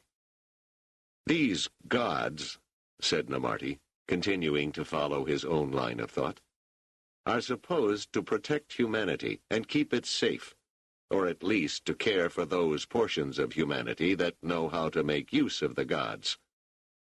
At a time when there was only one human world, it makes sense to suppose they would be particularly interested in caring for that one tiny world with a few people. They would care for such a world as though they were big brothers or parents. Very nice of them. I'd like to see them try to handle the entire empire. What if they could? What if they were infinite? What if the sun were frozen? What's the use of what if? I'm just speculating, just thinking. Haven't you ever let your mind wander freely? Do you always keep everything on a leash? I should imagine that's the safest way, keeping it on a leash. What does your wandering mind tell you, Chief? Namarti's eyes flashed at the other, as though he suspected sarcasm. But Andoran's face remained good-natured and blank. Namarti said, "What my mind is telling me is this. If there are gods, they must be on our side." Wonderful, if true. Where's the evidence? Evidence? Without the gods, it would just be a coincidence, I suppose, but a very useful one.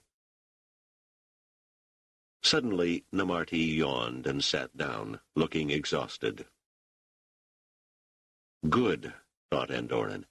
His galloping mind has finally wound itself down, and he may talk sense now. This matter of internal breakdown of the infrastructure, said Namarti, his voice distinctly lower. Andoran interrupted. You know, Chief, Kasparov was not entirely wrong about this.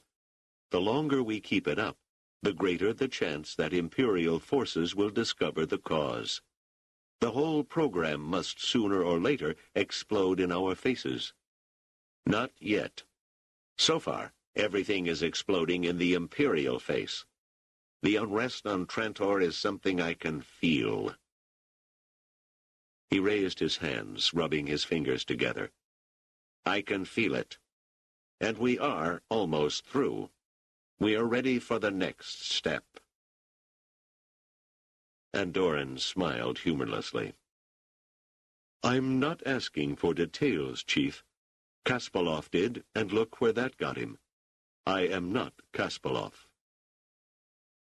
It's precisely because you're not Kasparov that I can tell you, and because I know something now I didn't then.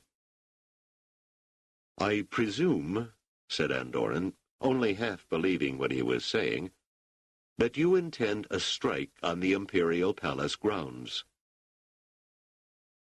Namarti looked up. Of course.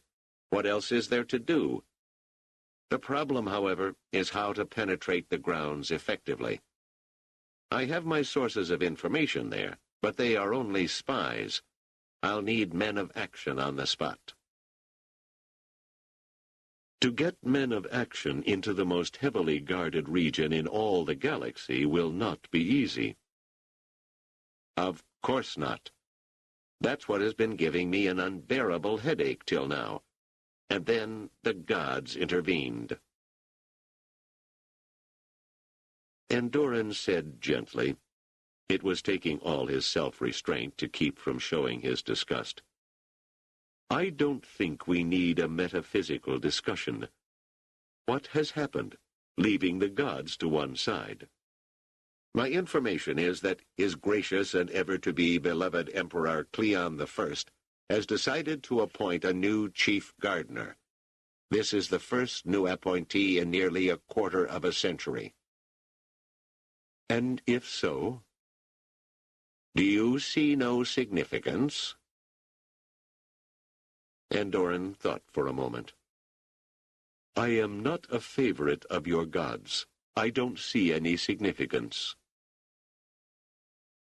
If you have a new chief gardener, Andoran, the situation is the same as having a new administrator of any other type. The same as if you had a new first minister or a new emperor. The new chief gardener will certainly want his own staff. He will force into retirement what he considers deadwood and will hire younger gardeners by the hundreds. That's possible. It's more than possible. It's certain. Exactly that happened when the present chief gardener was appointed, and the same when his predecessor was appointed, and so on. Hundreds of strangers from the outer worlds.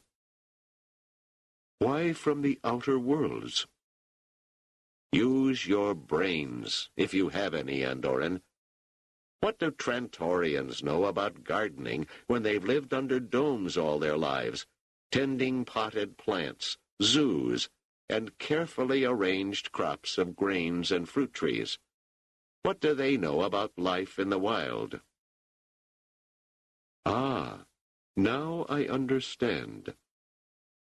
So there will be these strangers flooding the grounds. They will be carefully checked, I presume, but they won't be as tightly screened as they would be if they were Trantorians. And that means, surely, that we should be able to supply just a few of our own people with false identifications and get them inside. Even if some are screened out, a few might make it. A few must make it. Our people will enter, despite the super-tight security established since the failed coup in the early days of First Minister Seldon.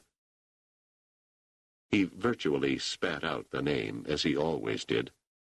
We'll finally have our chance. Now it was Andoran who felt dizzy, as if he'd fallen into a spinning vortex. It seems odd for me to say so, Chief, but there is something to this God's business after all, because I have been waiting to tell you something that I now see fits in perfectly. Namarti stared at the other suspiciously and looked around the room, as though he suddenly feared for security. But such fear was groundless.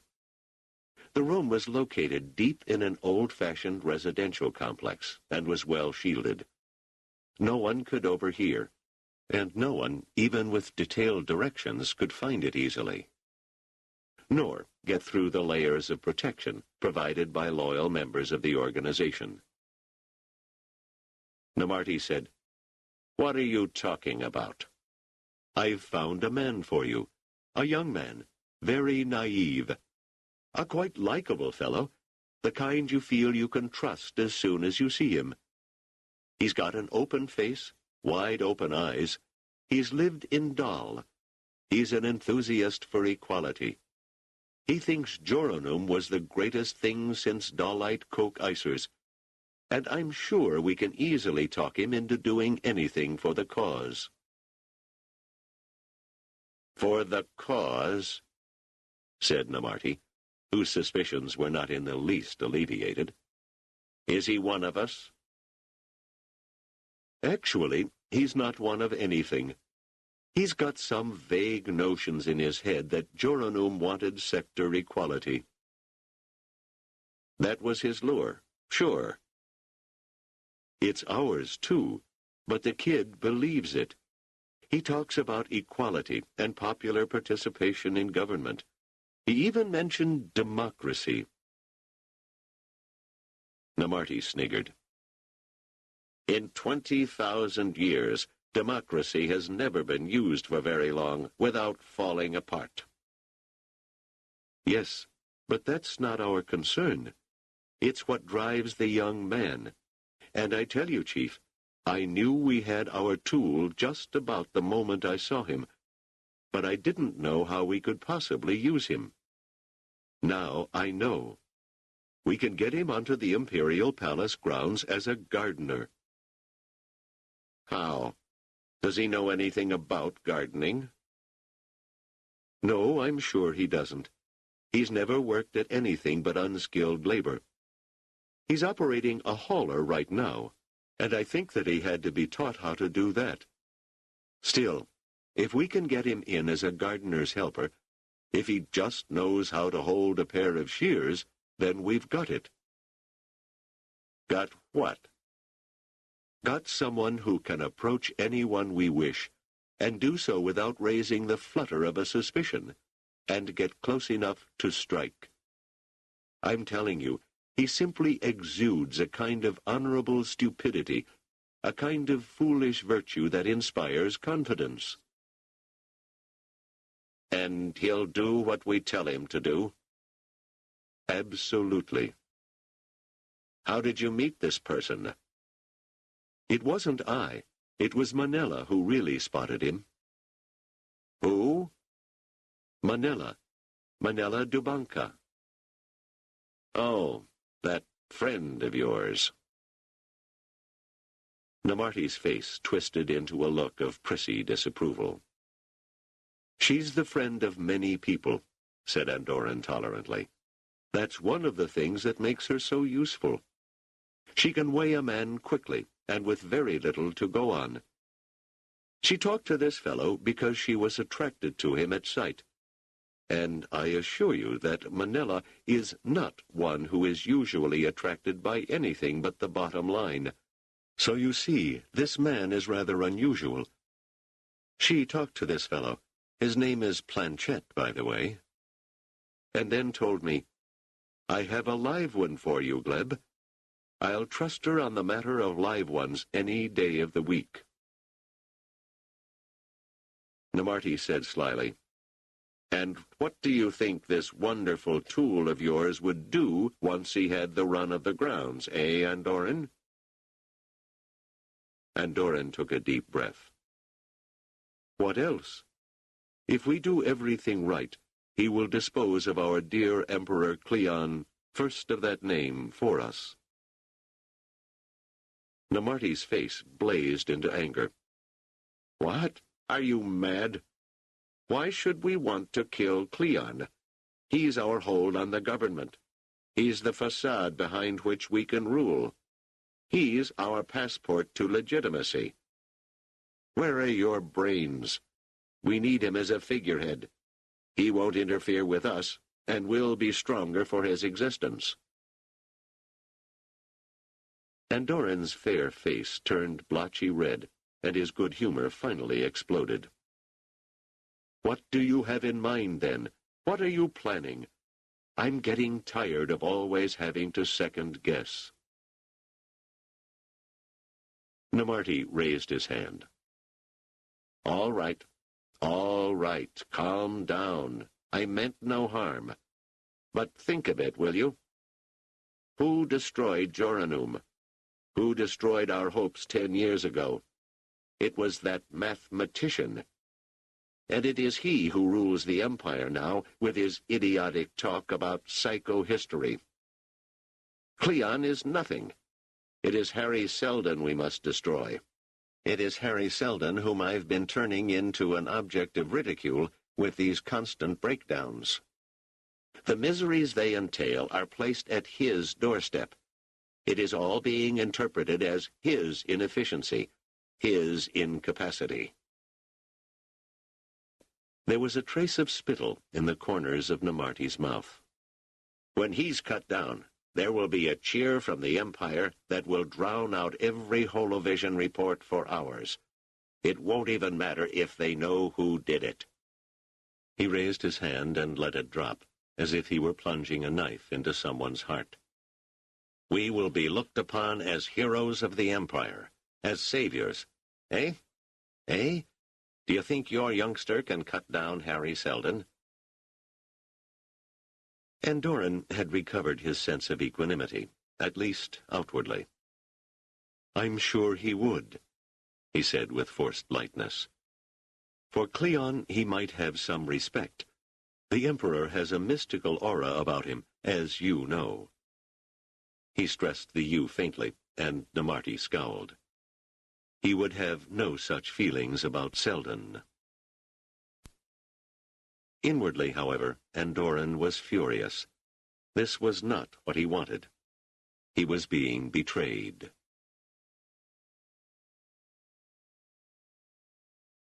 Chapter 14. Manella brushed the hair out of her eyes and smiled up at Rach. I told you it wouldn't cost you any credits. Rach blinked and scratched at his bare shoulder. But are you going to ask me for some now?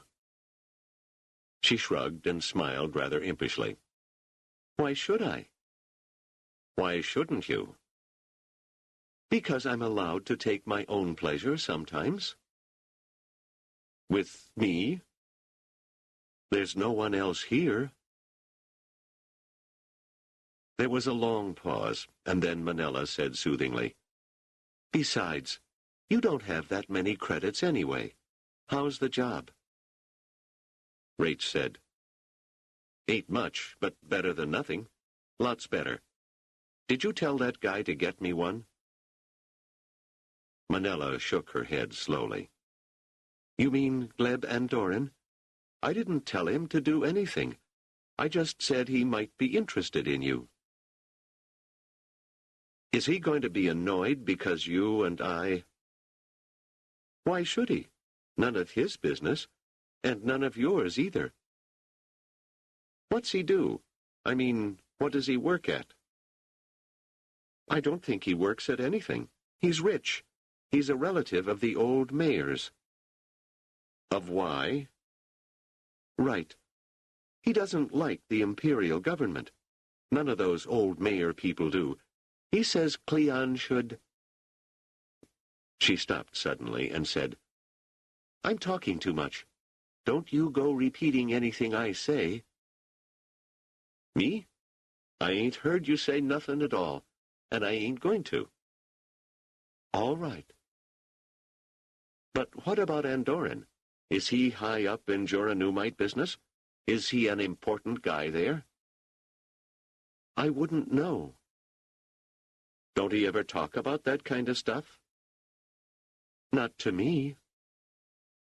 Oh, said Rach, trying not to sound annoyed. Manella looked at him shrewdly. Why are you so interested? I want to get in with them. I figure I'll get higher up that way. Better job. More credits, you know. Maybe Andoran will help you. He likes you. I know that much. Could you make him like me more? I can try. I don't know why he shouldn't. I like you. I like you more than I like him. Thank you, Manella. I like you, too. A lot. He ran his hand down the side of her body and wished ardently that he could concentrate more on her and less on his assignment. Chapter 15. Gleb Andoran, said Harry Seldon wearily, rubbing his eyes. And who is he? Asked Doris Venabili, her mood as cold as it had been every day since Rach had left. Until a few days ago, I never heard of him, said Seldon. That's the trouble with trying to run a world of 40 billion people. You never hear of anyone, except for the few who obtrude themselves on your notice. With all the computerized information in the world, Trantor remains a planet of anonymities. We can drag up people with their reference numbers and their statistics. But whom do we drag up? Add 25 million outer worlds, and the wonder is that the galactic empire has remained a working phenomenon for all these millennia. Frankly, I think it has existed only because it very largely runs itself. and now it is finally running down. "So much for philosophizing, Harry," said Dors. "Who is this Andorran?" "Someone I admit I ought to have known about.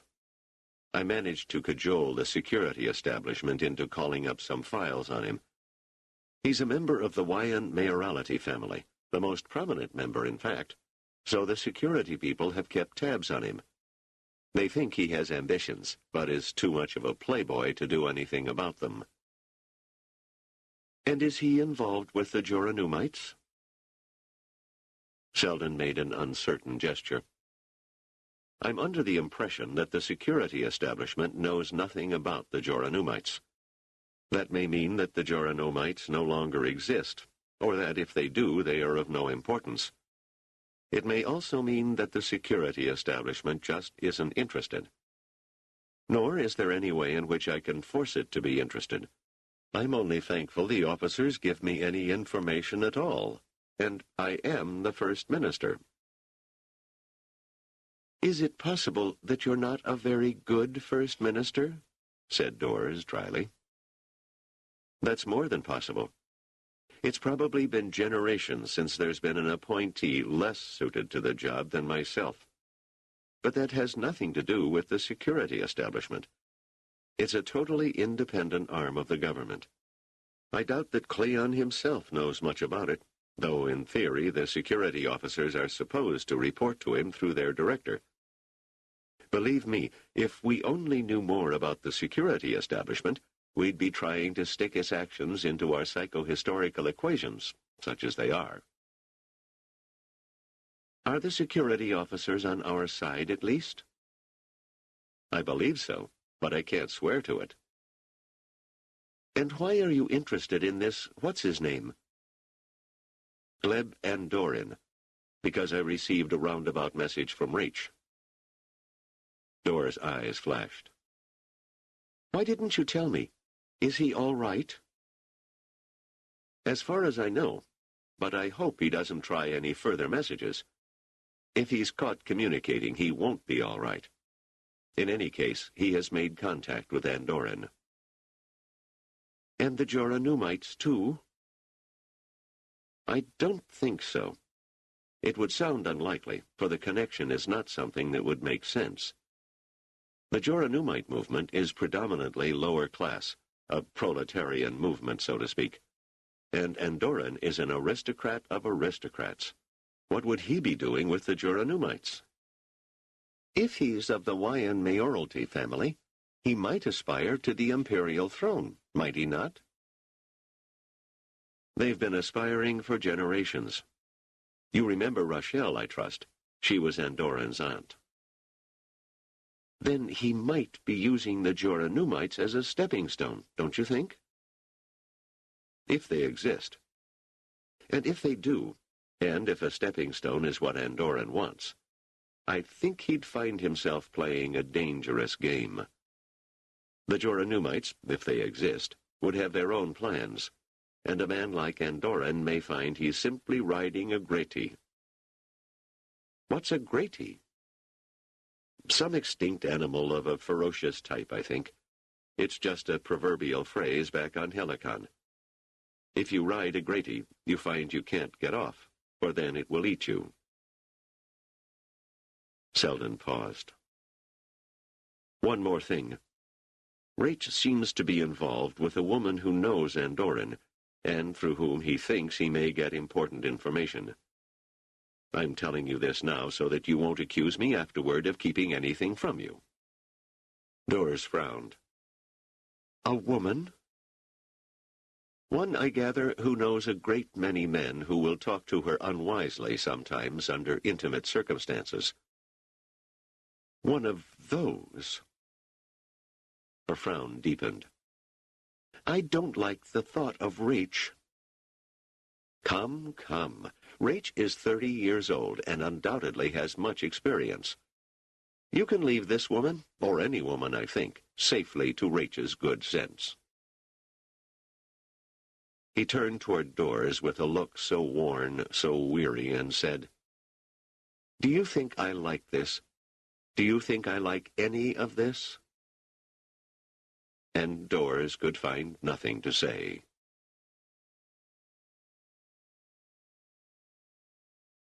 Chapter 16. Gamble Dean Namarty was not, at even the best of times, noted for his politeness and suavity, and the approaching climax of a decade of planning had left his disposition sour. He rose from his chair with some agitation and said, "You've taken your time getting here, Andoran." Andoran shrugged. "But I'm here. And this young man of yours, this remarkable tool that you're touting, where is he?" "He'll be here eventually." "Why not now?" Andoran's rather handsome head seemed to sink a bit, as though he were lost in thought or coming to a decision.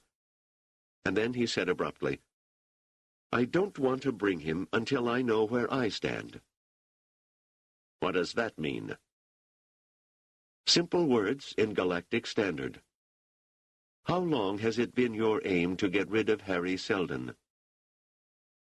"Always. Always. Is that so hard to understand? We deserve revenge for what he did to Jojo. Even if he hadn't done that, since he's the First Minister, we'd have to put him out of the way." "But it's Cleon. Cleon who must be brought down. If not only he, then at least he, in addition to Seldon." "Why does a figurehead concern you?" "You weren't born yesterday. I've never had to explain my part in this, because you're not so ignorant a fool as not to know. What can I possibly care about your plans if they don't include a replacement on the throne?" Namarty laughed. "Of course.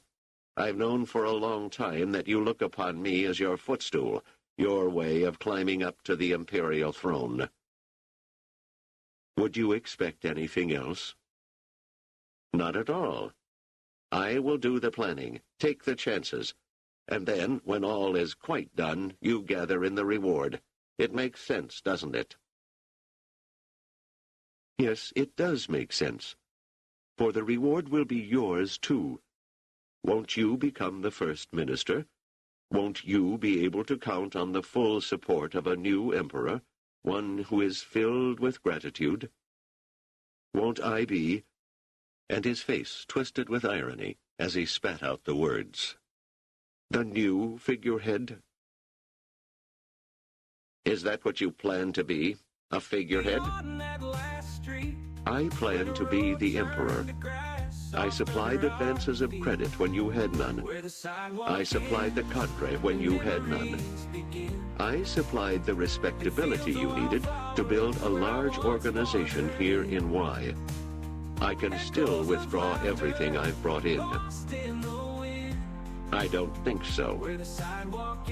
"Do you want to risk it? Don't think you can treat me the way you treated Kasparov either. If anything happens to me, Y will become uninhabitable for you and yours, and you will find that no other sector will supply you with what you need." Namarty sighed. "Then you insist on having the Emperor killed."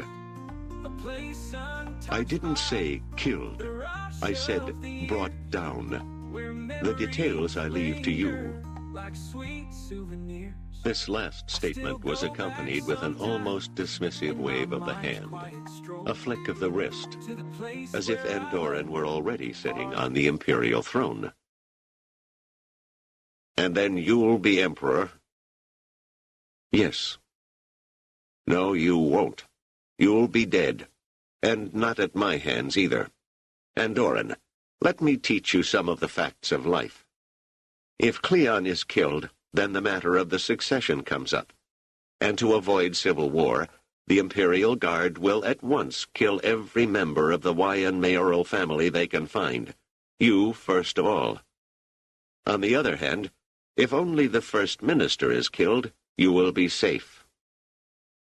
"Why?" "A First Minister is only a First Minister. They come and go.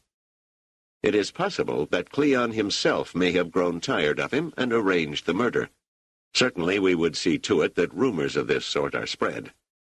The Imperial Guard would hesitate, and would give us a chance to put the new government into place. Indeed, it is quite possible that they themselves would be grateful for the end of Seldon. And with the new government in place, what am I to do? Keep on waiting? Forever? No. Once I'm First Minister, there will be ways of dealing with Cleon. I may even be able to do something with the Imperial Guard, and even with the security establishment, and use them all as my instruments. I will then manage to find some safe way of getting rid of Cleon and replacing him with you. Andoran burst out. Why should you? Namarti said, What do you mean, why should I? You have a personal grudge against Seldon. Once he is gone, why should you run unnecessary risks at the highest level? You will make your peace with Cleon, and I will have to retire to my crumbling estate and my impossible dreams. And perhaps, to play it safe, you will have me killed. Namarti said, No. Cleon was born to the throne. He comes from several generations of emperors, the proud Entun dynasty. He would be very difficult to handle, a plague. You, on the other hand, would come to the throne as a member of a new dynasty, without any strong ties to tradition, for the previous Waian emperors were, you will admit, totally undistinguished. You will be seated on a shaky throne, and will need someone to support you. Me. And I will need someone who is dependent upon me, and whom I can therefore handle. You.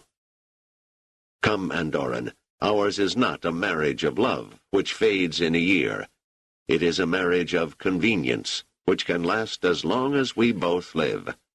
Let us trust each other. You swear I will be emperor? What good would swearing do if you couldn't trust my word? Let us say I would find you an extraordinarily useful emperor, and I would want you to replace Cleon as soon as that can safely be managed. Now, introduce me to this man you think will be the perfect tool for your purposes. Very well. And remember what makes him different. I have studied him. He's a not very bright idealist. He will do what he's told, unconcerned by danger, unconcerned by second thoughts.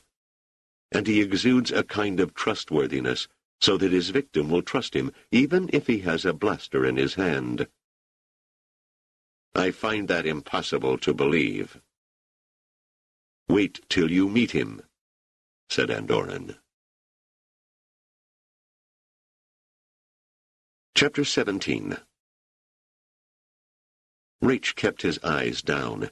He had taken a quick look at Namarti, and it was all he needed. He had met the man 10 years before, when Raich had been sent to lure Jojo Joranum to his destruction, and one look was more than enough. Namarti had changed little in 10 years. Anger and hatred were still the dominant characteristics one could see in him, or that Raich could see in him at any rate, for he realized he was not an impartial witness. And those seemed to have marinated him into leathery permanence. His face was a trifle more gaunt. His hair was flecked with gray. But his thin-lipped mouth was set in the same harsh line, and his dark eyes were as brilliantly dangerous as ever. That was enough, and Raich kept his eyes averted. Namarti, he felt, was not the type of person who would take to someone who could stare him straight in the face. Namarti seemed to devour Raich with his own eyes, but the slight sneer his face always seemed to wear remained. He turned to Andoran, who stood uneasily to one side, and said, quite as though the subject of conversation were not present, "This is the man, then?" Andoran nodded, and his lips moved in a soundless, "Yes, Chief." Namarti said to Raich abruptly, Your name? Planchette, sir. You believe in our cause? Yes, sir. He spoke carefully, in accordance with Andorran's instructions. I am a Democrat, and want greater participation of the people in the governmental process. Namarti's eyes flicked in Andorran's direction. A speechmaker. He looked back at Raich. Are you willing to undertake risks for the cause? Any risk, sir. You will do as you are told. No questions, no hanging back. I will follow orders. Do you know anything about gardening? Raich hesitated. No, sir. You're a Trantorian, then, born under the dome? I was born in Millimaru, sir, and I was brought up in Dal. Very well, said Namarti. Then to Andorran. Take him out and deliver him temporarily to the men waiting there. They will take good care of him. Then come back, Andorran. I want to speak to you. When Andorran returned, a profound change had come over Namarti. His eyes were glittering, and his mouth was twisted into a feral grin. Andorran, he said, the gods we spoke of the other day are with us to an extent I couldn't have imagined. I told you the man was suitable for our purposes. Far more suitable than you think. You know, of course, the tale of how Harry Seldon, our revered First Minister, sent his son, or foster son, rather, to see Joranum, and to set the trap into which Joranum, against my advice, fell. Yes, said Andorran, nodding wearily. I know the story. He said it with the air of one who knew the story entirely too well. I saw that boy only that once, but his image burned into my brain. Do you suppose that 10 years' passage and false heels and a shaved mustache could fool me? That Planchette of yours is Raich, the foster son of Harry Seldon. Andorran paled and held his breath for a moment. He said, Are you sure of that, Chief? As sure as I am that you're standing here in front of me, and that you have introduced an enemy into our midst. I had no idea. Don't get nervous, said Namarti. I consider it the best thing you have ever done in your idle aristocratic life. You have played the role that the gods have marked out for you. If I had not known who he was, he might have fulfilled the function for which he was undoubtedly intended, to be a spy in our midst, and an informant of our most secret plans. But since I know who he is, it won't work that way. Instead, we now have everything. Namarti rubbed his hands together in delight, and haltingly, as if he realized how far out of character it was for him, he smiled and laughed.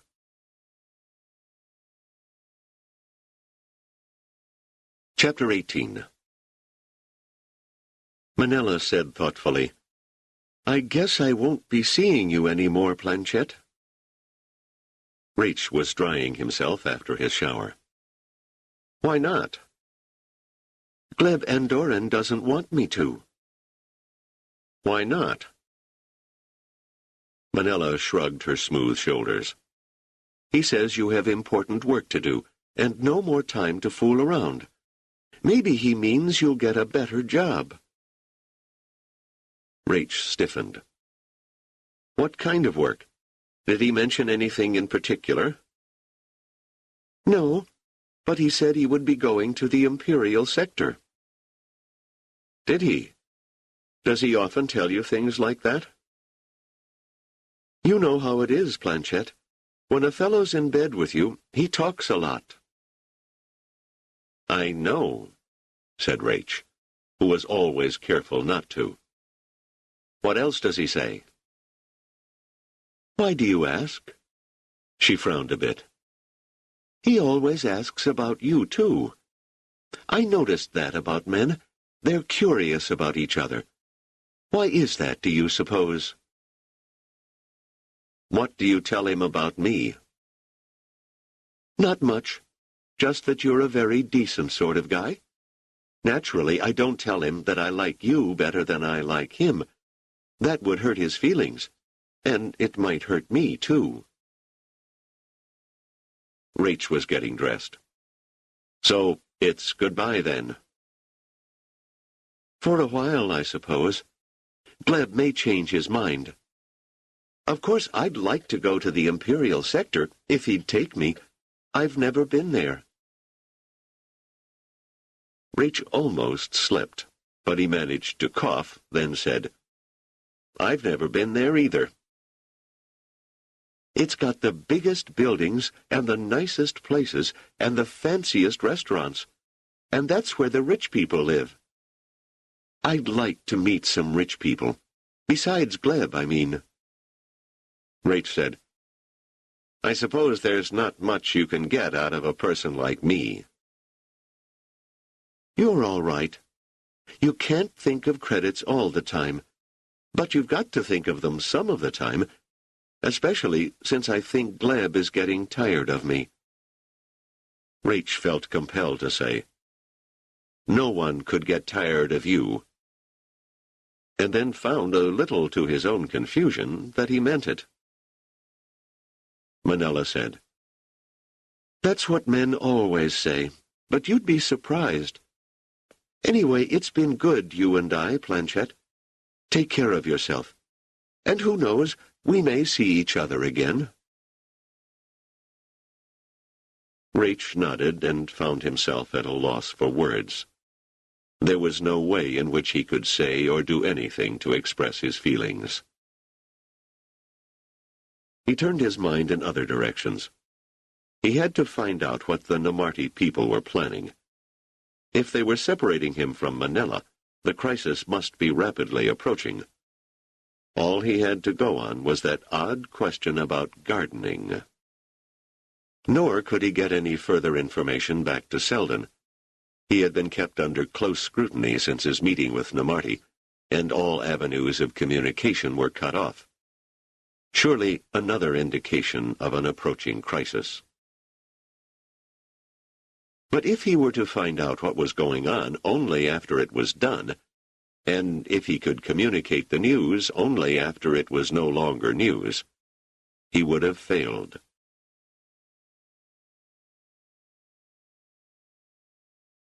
Chapter 19. Harry Seldon was not having a good day. He had not heard from Rach since his first communique. He had no idea what was happening. Aside from his natural concern for Rach's safety, surely he would hear if something really bad had happened. There was his uneasiness over what might be planned. It would have to be subtle. A direct attack on the palace itself was totally out of the question. Security there was far too tight. But if so, what else could be planned that would be sufficiently effective? The whole thing was keeping him awake at night and distracted by day. The signal light flashed. First Minister, your 2 o'clock appointment, sir. What 2 o'clock appointment is this? Mandel Gruber, the gardener. He has the necessary certification. Seldon remembered. Yes, send him in. This was no time to see Gruber, but he had agreed to it in a moment of weakness. The man had seemed distraught. A first minister should not have such moments of weakness, but Seldon had been Seldon long before he had become first minister. Come in, Gruber, he said kindly. Gruber stood before him, head ducking mechanically, eyes darting this way and that. Seldon was quite certain the gardener had never been in any room as magnificent as this one, and he had the bitter urge to say, Do you like it? Please take it. I don't want it. But he only said, "What is it, Gruber? Why are you so unhappy?" There was no immediate answer. Gruber merely smiled vacantly. Seldon said, "Sit down, man, right there in that chair." "Oh, no, First Minister. It would not be fitting. I'll get it dirty." "If you do, it will be easy to clean. Do as I say." "Good. Now, just sit there a minute or two and gather your thoughts. Then, when you are ready, tell me what's the matter." Gruber sat silent for a moment. Then the words came out in a panting rush. "First Minister, it is chief gardener I am to be. The blessed Emperor himself told me so." "Yes, I have heard of that. But that surely isn't what is troubling you. Your new post is a matter of congratulations, and I do congratulate you. I may even have contributed to it, Gruber. I have never forgotten your bravery at the time I was nearly killed, and you can be sure I mentioned it to His Imperial Majesty. It is a suitable reward, Gruber, and you would deserve the promotion in any case, for it is quite clear from your record that you are fully qualified for the post. So, now that that's out of the way, tell me what is troubling you." "First Minister, it is the very post and promotion that's troubling me. It is something I cannot manage, for I am not qualified." "We are convinced you are." Gruber grew agitated. "And is it in an office I will have to sit? I can't sit in an office. I could not go out in the open air and work with the plants and animals. I would be in prison, First Minister." Seldon's eyes opened wide. "No such thing, Gruber. You needn't stay in the office longer than you have to. You could wander around the grounds freely, supervising everything. You will have all the outdoors you want, and you will merely spare yourself the hard work." "I want the hard work, First Minister, and it's no chance at all they will let me come out of the office.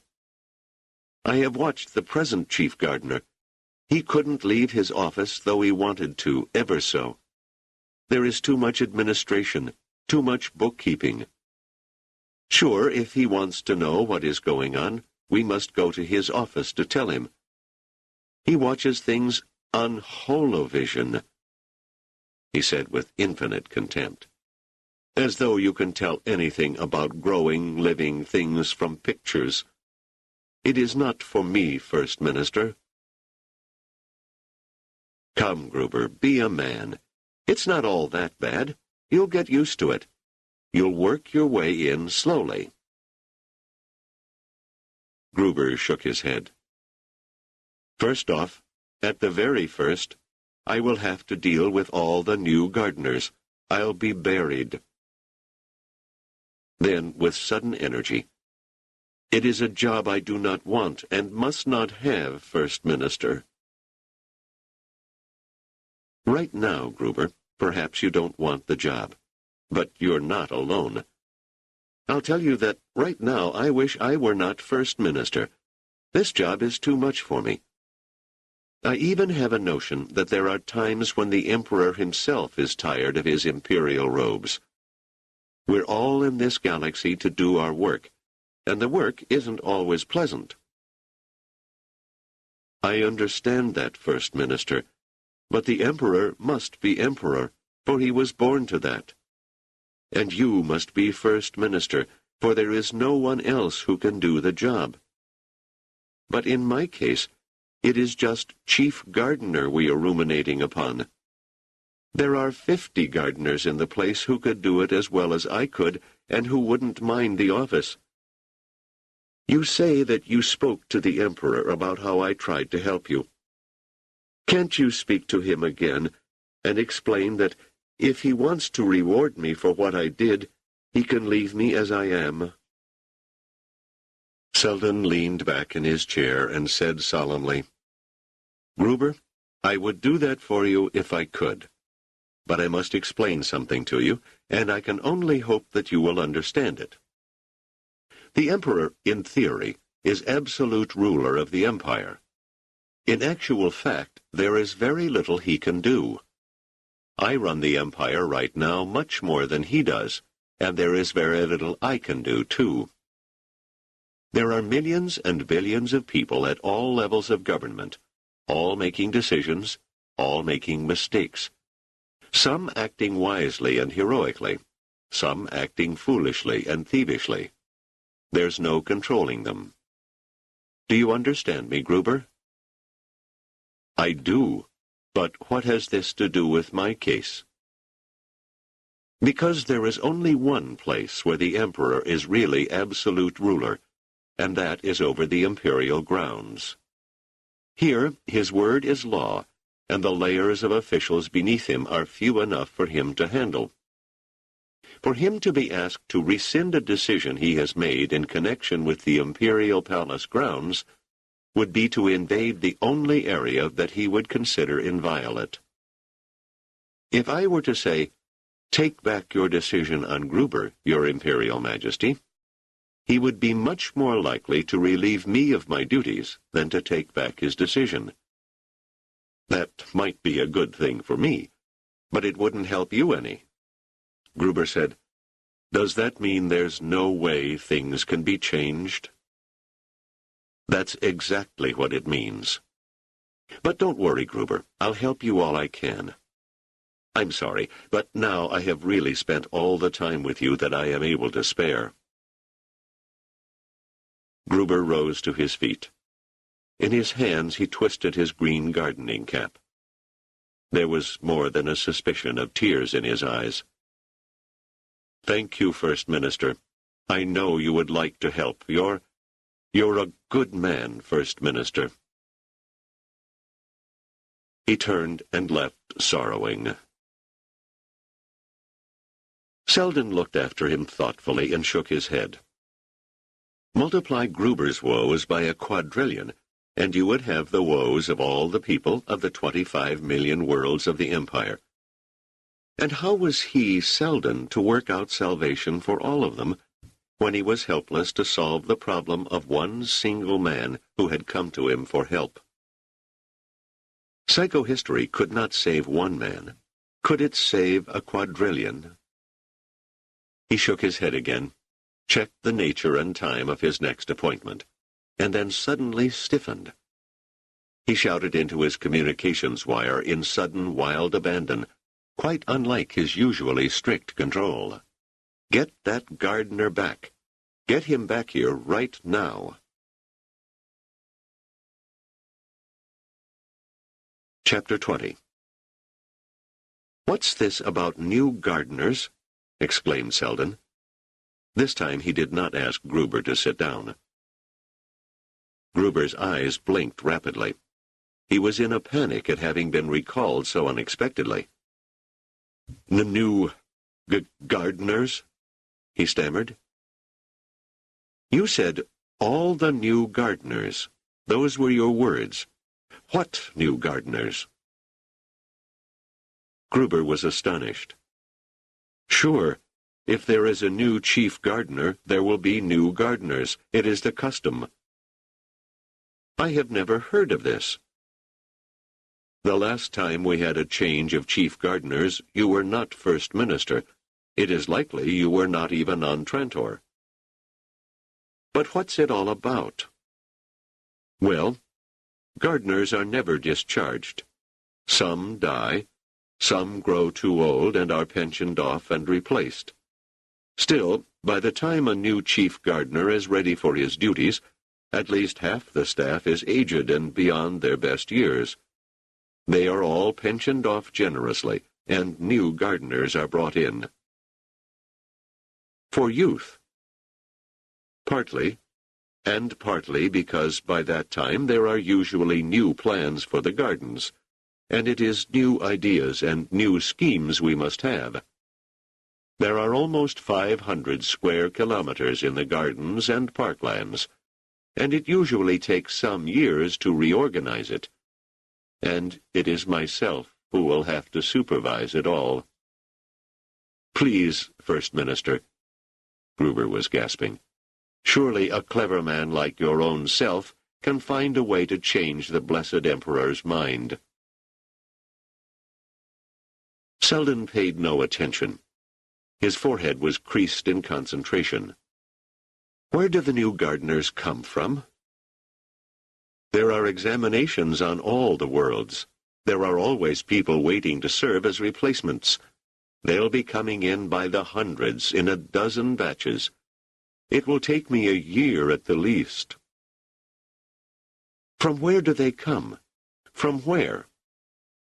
From any of 1,000,000 worlds. We want a variety of horticultural knowledge. Any citizen of the Empire can qualify. From Trantor too? No, not from Trantor. There is no one from Trantor in the gardens. His voice grew contemptuous. You can't get a gardener out of Trantor. The parks they have here under the dome aren't gardens. They are potted plants, and the animals are in cages.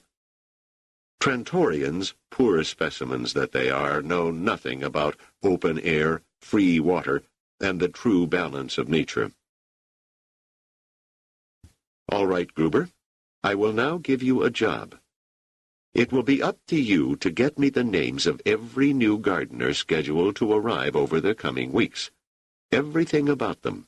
Name, world, reference number, education, experience, everything. I want it all here on my desk just as quickly as possible. I'm going to send people to help you, people with machines. What kind of a computer do you use? Only a simple one for keeping track of plantings and species and things like that. All right. The people I send will be able to do anything you can't do. I can't tell you how important this is. If I should do this... Gruber, this is not the time to make bargains. Fail me, and you will not be chief gardener. Instead, you will be discharged without a pension. Alone again, Seldon barked into his communication wire, "Cancel all appointments for the rest of the afternoon." He then let his body flop in his chair, feeling every bit of his 50 years, and feeling his headache worsen. For years, for decades, security had been built up around the Imperial Palace grounds. Thicker, more solid, more impenetrable, as each new layer and each new device was added. And every once in a while, hordes of strangers were let into the grounds. No questions asked, probably, but one. Can you garden? The stupidity involved was too colossal to grasp, and he had barely caught it in time. Or had he? Was he even now too late?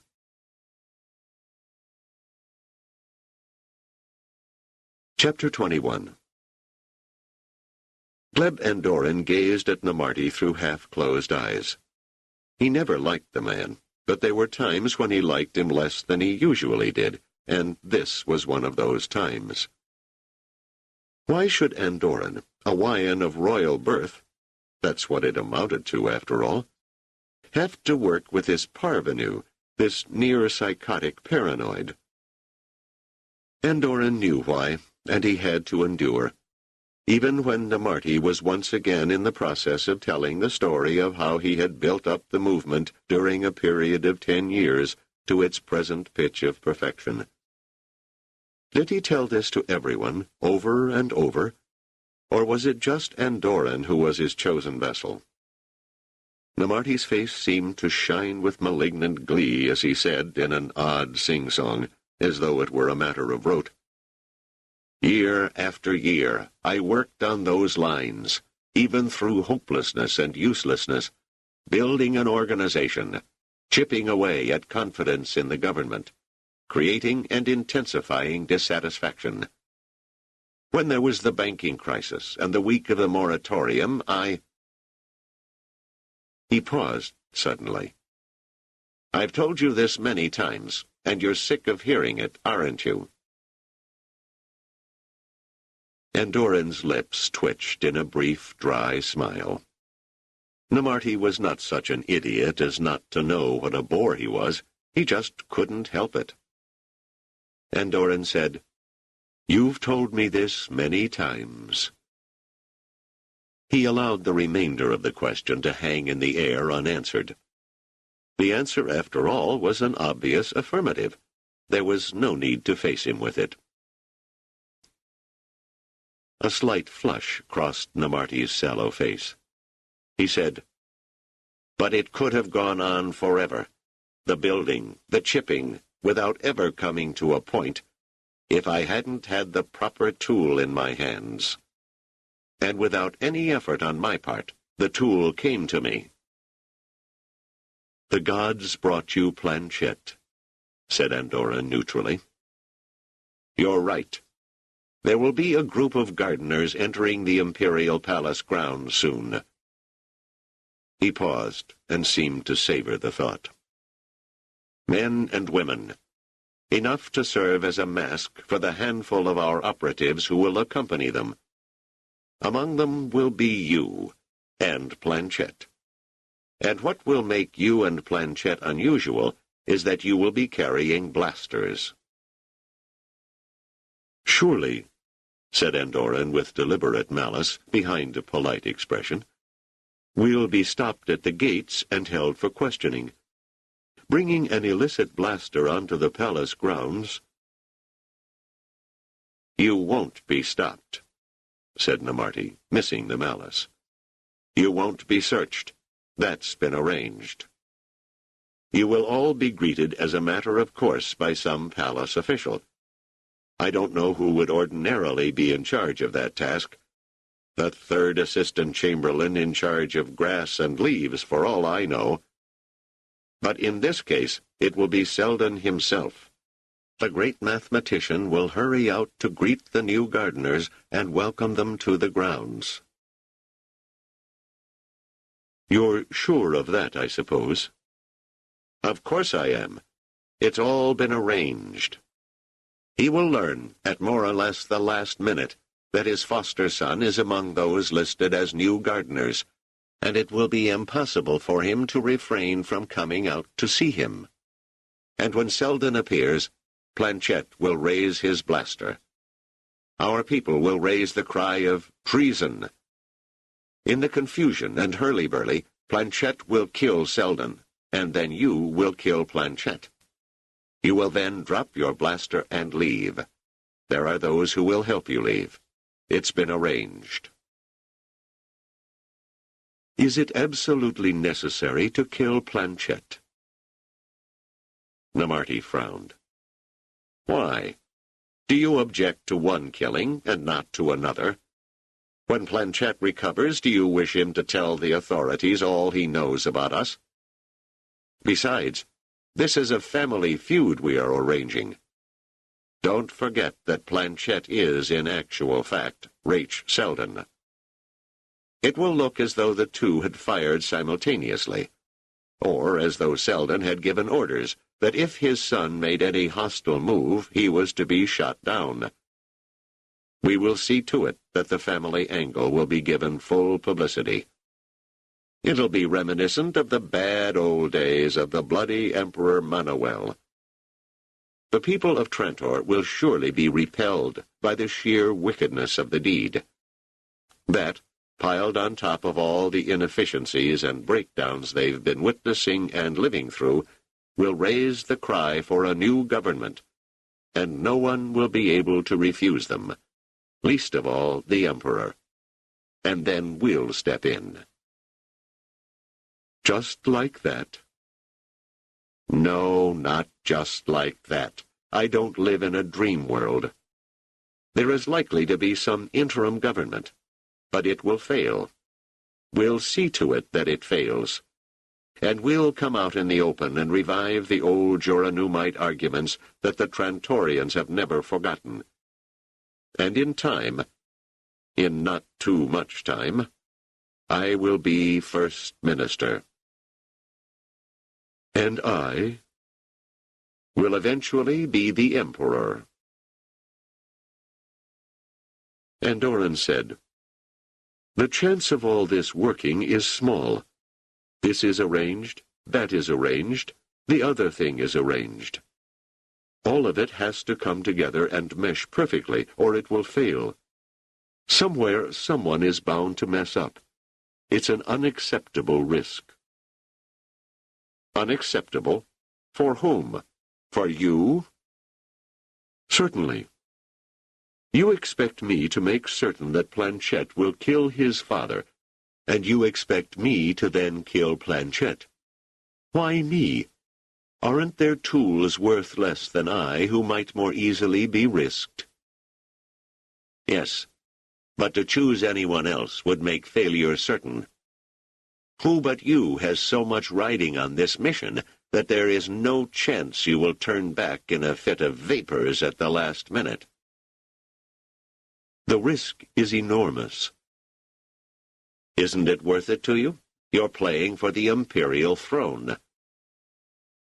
And what risk are you taking, Chief?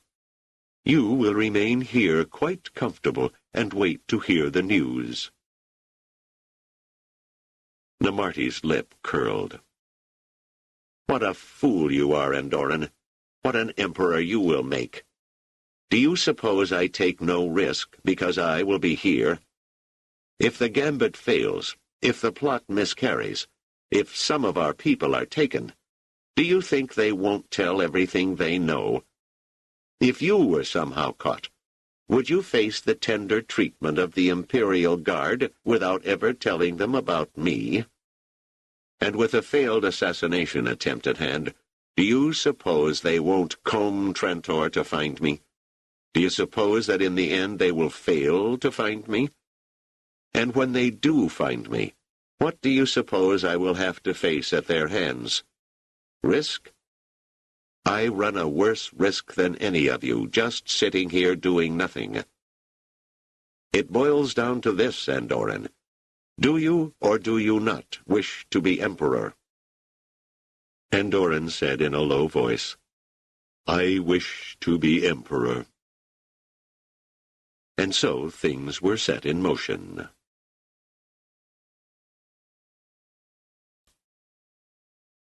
Chapter 22. Reach had no trouble seeing that he was being treated with special care. The whole group of would-be gardeners was now quartered in one of the hotels in the imperial sector, although not one of the prime hotels, of course. The gardeners were an odd lot, from 50 different worlds, but Raich had little chance to speak to any of them. Andoran, without being too obvious about it, had managed to keep him apart from the others. Raich wondered why. It depressed him. In fact, he had been feeling somewhat depressed since he had left Y. It interfered with his thinking process, and he fought it, but not with entire success. Andoran was himself wearing rough clothes and was attempting to look like a workman. He would be playing the part of a gardener as a way of running the show, whatever the show might be. Raich felt ashamed that he had not been able to penetrate the nature of that show. They had closed in on him and prevented all communication, so he hadn't even had the chance to warn his father. They might be doing this for every Trantorian who had been pushed into the group, for all he knew, just as an extreme precaution. Raich estimated that there might be a dozen Trantorians among them. All of them Namarti's people, of course, men and women both. What puzzled him was that Andoran treated him with what was almost affection. He monopolized him, insisted on having all his meals with him, treated him quite differently from the way in which he treated anyone else. Could it be because they had shared Manila?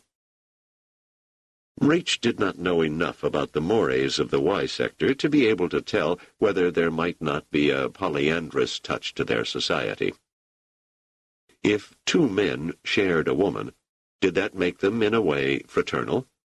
Did it create a bond? Rach had never heard of such a thing, but he knew better than to suppose he had a grasp of even a tiny fraction of the infinite subtleties of galactic societies, even of Trantorian societies.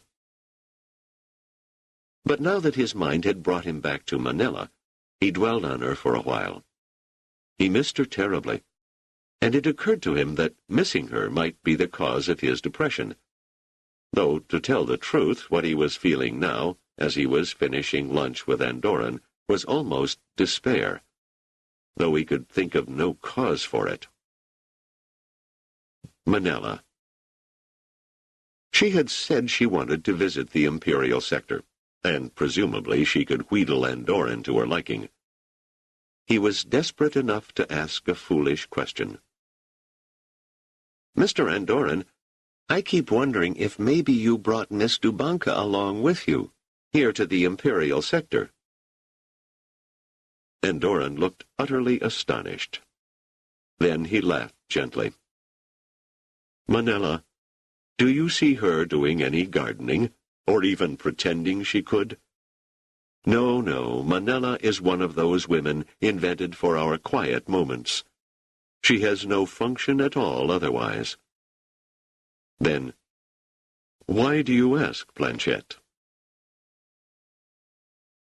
Rach shrugged. "I don't know. It's sort of dull around here. I sort of thought—" His voice trailed away. Andoran watched him carefully. Finally he said, "Surely you're not of the opinion that it matters much which woman you are involved with? I assure you, it doesn't matter to her which man she's involved with. Once this is over, there will be other women, plenty of them." "When will this be over?" "Soon, and you're going to be part of it in a very important way." Andoran watched Rach narrowly. Rach said, "How important? Aren't I gonna be just a gardener?" His voice sounded hollow, and he found himself unable to put a spark in it. "You'll be more than that, Planchette. You'll be going in with a blaster." "With a what?" "A blaster." "I never held a blaster, not in my whole life." "There's nothing to it. You lift it, you point it, you close the contact, and someone dies." "I can't kill anyone." "I thought you were one of us, that you would do anything for the cause." "I didn't mean kill." Rach couldn't seem to collect his thoughts. Why must he kill? What did they really have in mind for him? And how would he be able to alert the Imperial Guard before the killing would be carried out? Andoran's face hardened suddenly, an instant conversion from friendly interest to stern decision. He said, "You must kill." Rach gathered all his strength. "No, I ain't gonna kill nobody. That's final." Andoran said, "Planchette, you will do as you are told." "Not murder." "Even murder." "How you gonna make me?" "I shall simply tell you to." Rach felt dizzy. What made Andoran so confident? He shook his head. "No." Andoran said, "We've been feeding you, Planchette, ever since you left Y. I made sure you ate with me. I supervised your diet, especially the meal you just ate." Rach felt the horror rise within him. He suddenly understood.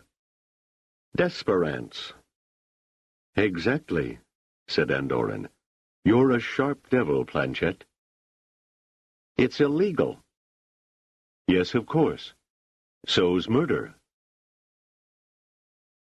Raich knew about desperance. It was a chemical modification of a perfectly harmless tranquilizer. The modified form, however, did not produce tranquility, but despair.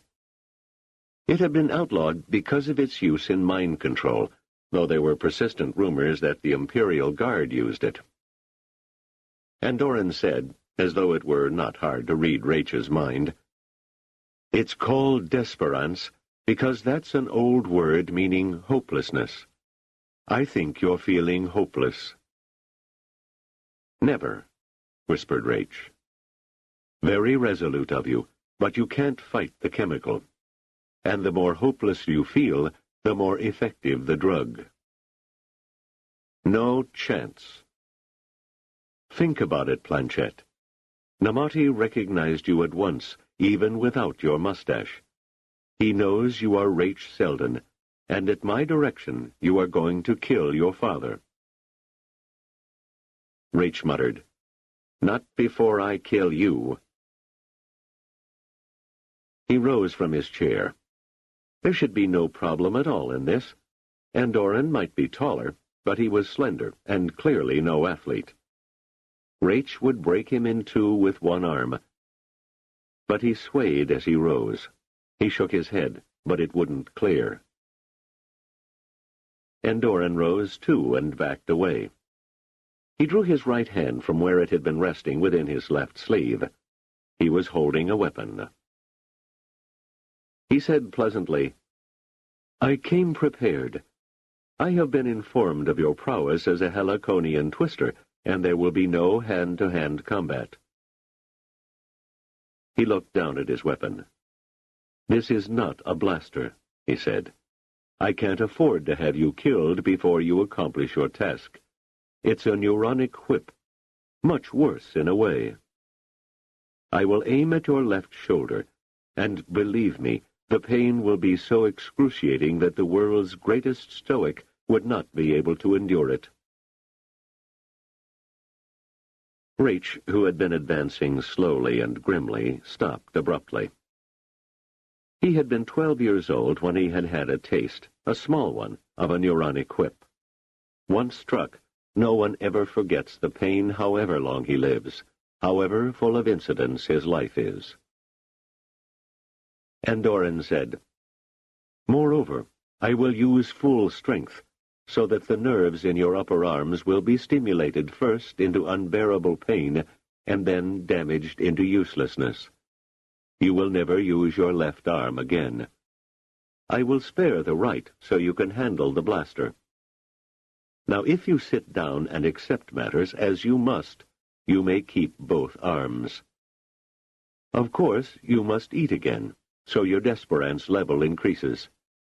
Your situation will only worsen." Raich felt the drug-induced despair settle over him, and that despair served in itself to deepen the effect. His vision was turning double, and he could think of nothing to say. Raich only knew that he would have to do what Andoran would tell him to do. He had played the game, and he had lost.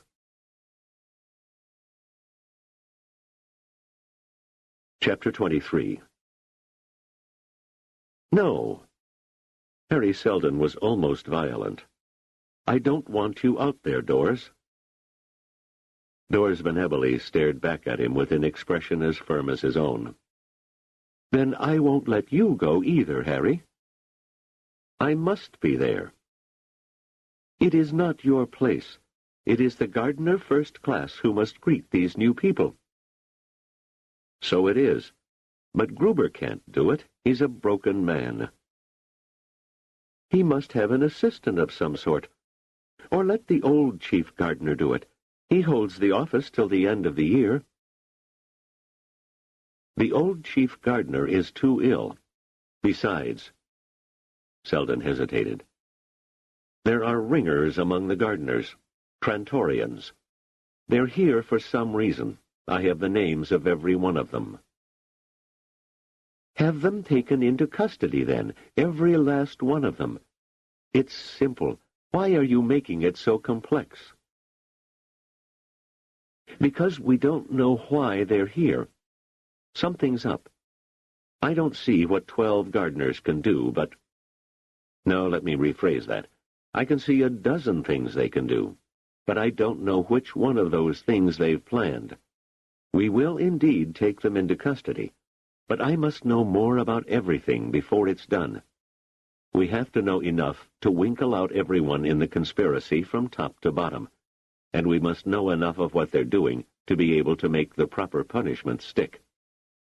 I don't want to get 12 men and women on what is essentially a misdemeanor charge. They'll plead desperation, the need for a job. They'll complain that it isn't fair for Trantorians to be excluded. They'll get plenty of sympathy, and we'll be left looking like fools. We must give them a chance to convict themselves of more than that. Besides... There was a long pause, and Doris said wrathfully, "Well, what's the new besides?" Seldon's voice lowered. "One of the 12 is Rach, using the alias Planchette." "What?" "Why are you surprised? I sent him to Y to infiltrate the Joranumite movement, and he's succeeded in infiltrating something. I have every faith in him. If he's there, he knows why he's there, and he must have some sort of plan to put a spoke in the wheel. But I want to be there too. I want to see him. I want to be in a position to help him if I can." "If you want to help him, have 50 guards of the palace standing shoulder to shoulder on either side of your gardeners." "No. Again, we'll end up with nothing. The Imperial Guard will be in place, but not in evidence. The gardeners in question must think they have a clear hand to do whatever it is they plan to do. Before they can do so, but after they have made it quite plain what they intend, we'll have them." "That's risky. It's risky for Rach." "Risks are something we have to take. There's more riding on this than individual lives." "That is a heartless thing to say." "You think I have no heart? Even if it broke, my concern would have to be with Psycho—" "Don't say it." She turned away, as if in pain. "I understand," said Seldon, "but you mustn't be there. Your presence would be so inappropriate that the conspirators will suspect we know too much and will abort their plan. I don't want their plan aborted." He paused, then said softly, "Doris, you say your job is to protect me. That comes before protecting Rach, and you know that. I wouldn't insist on it. But to protect me is to protect psychohistory and the entire human species. That must come first. What I have of psychohistory tells me that I, in turn, must protect the center at all costs, and that is what I am trying to do. Do you understand?" Doris said, "I understand," then turned away from him.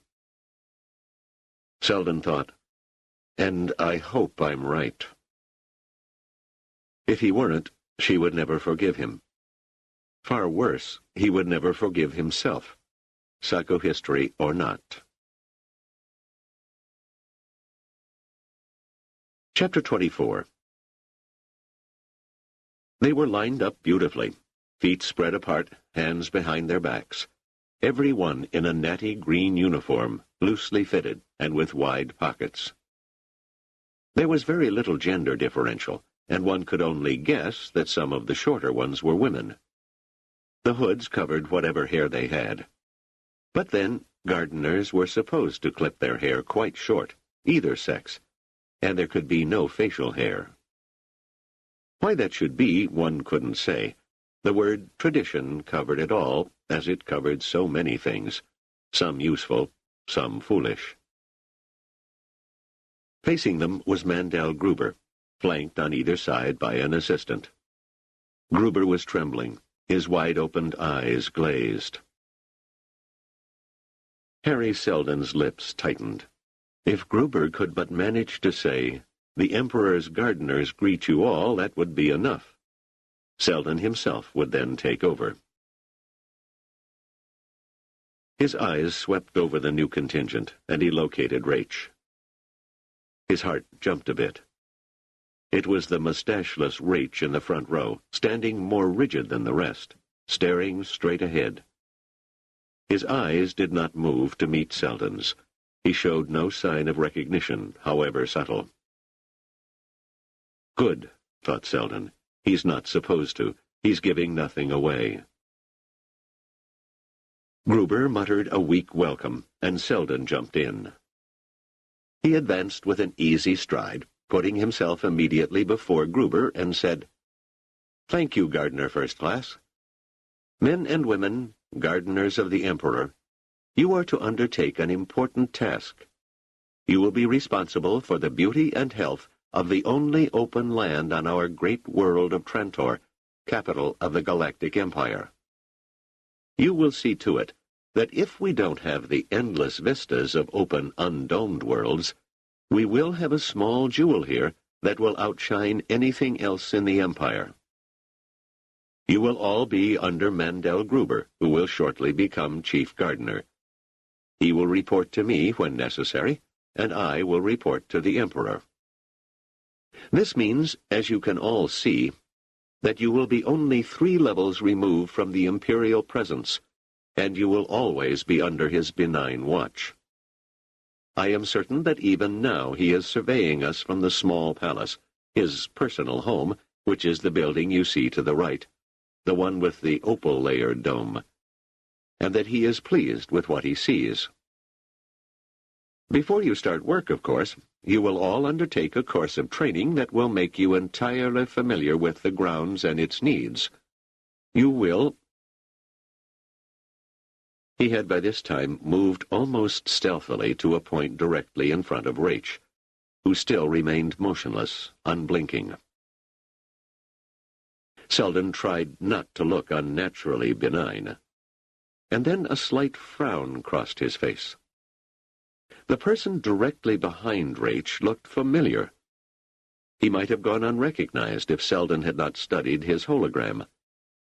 Wasn't that Gleb Andoran of Y? Raich's patron in Y, in fact? What was he doing here?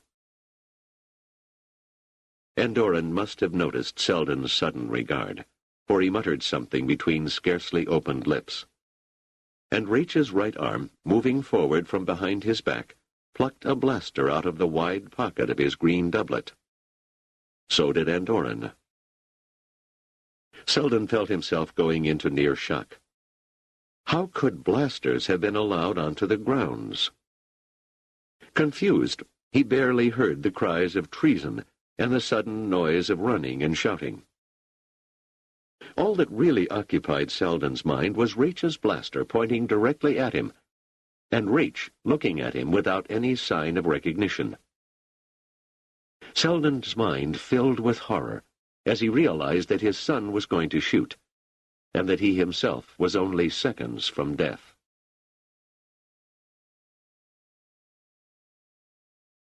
Chapter 25. A blaster, despite its name, does not blast in the proper sense of the term. It vaporizes and blows out an interior, and if anything, causes an implosion.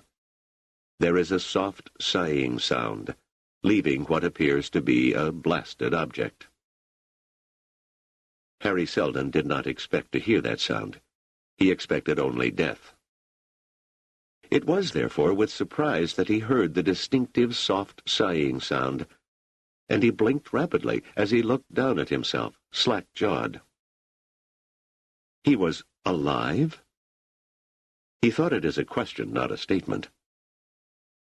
Raich was still standing there, his blaster pointing forward, his eyes glazed. He was absolutely motionless, as though some motive power had ceased. Behind him was the crumpled body of Andoran, fallen in a pool of blood. And standing next to him, blaster in hand, was a gardener. The hood had slipped away, The gardener was clearly a woman with freshly clipped hair. She allowed herself a glance at Seldon and said, "Your son knows me as Manella Dubanka. I'm a security officer. Do you want my reference number, First Minister?" "No," said Seldon faintly. Imperial Guard had converged on the scene. "My son. What's wrong with my son?" "Desperance, I think," said Manella. "That can be washed out eventually." She reached forward to take the blaster out of Rach's hand. "I'm sorry I didn't act sooner. I had to wait for an overt move, and when it came, it almost caught me napping." "I had the same trouble.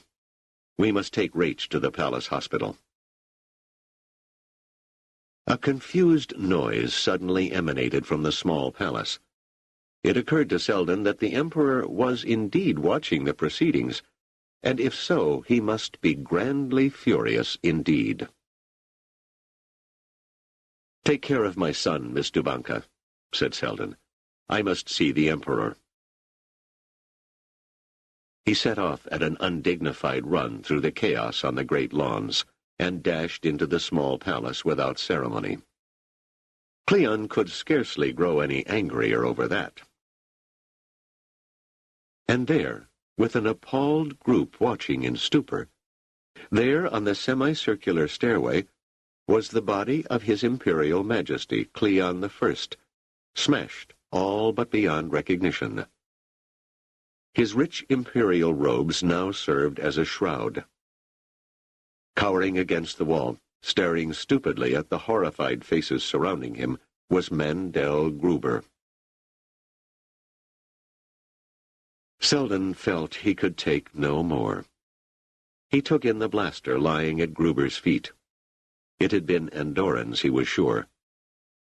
He asked softly, "Gruber, what have you done?" Gruber, staring at him, babbled, "Everyone screaming and yelling. I thought, who would know? They would think someone else had killed the Emperor. But then I couldn't run." "But, Gruber, why?" "So I wouldn't have to be chief gardener." And he collapsed. Seldon stared in shock at the unconscious Gruber. Everything had worked out by the narrowest of margins. He himself was alive, Rach was alive, Andorran was dead, and the Joranumite conspiracy would now be hunted down to the last person. The center would have held, just as psychohistory had dictated. And then one man, for a reason so trivial as to defy analysis, had killed the Emperor. And now, thought Seldon in despair, what do we do? What happens next?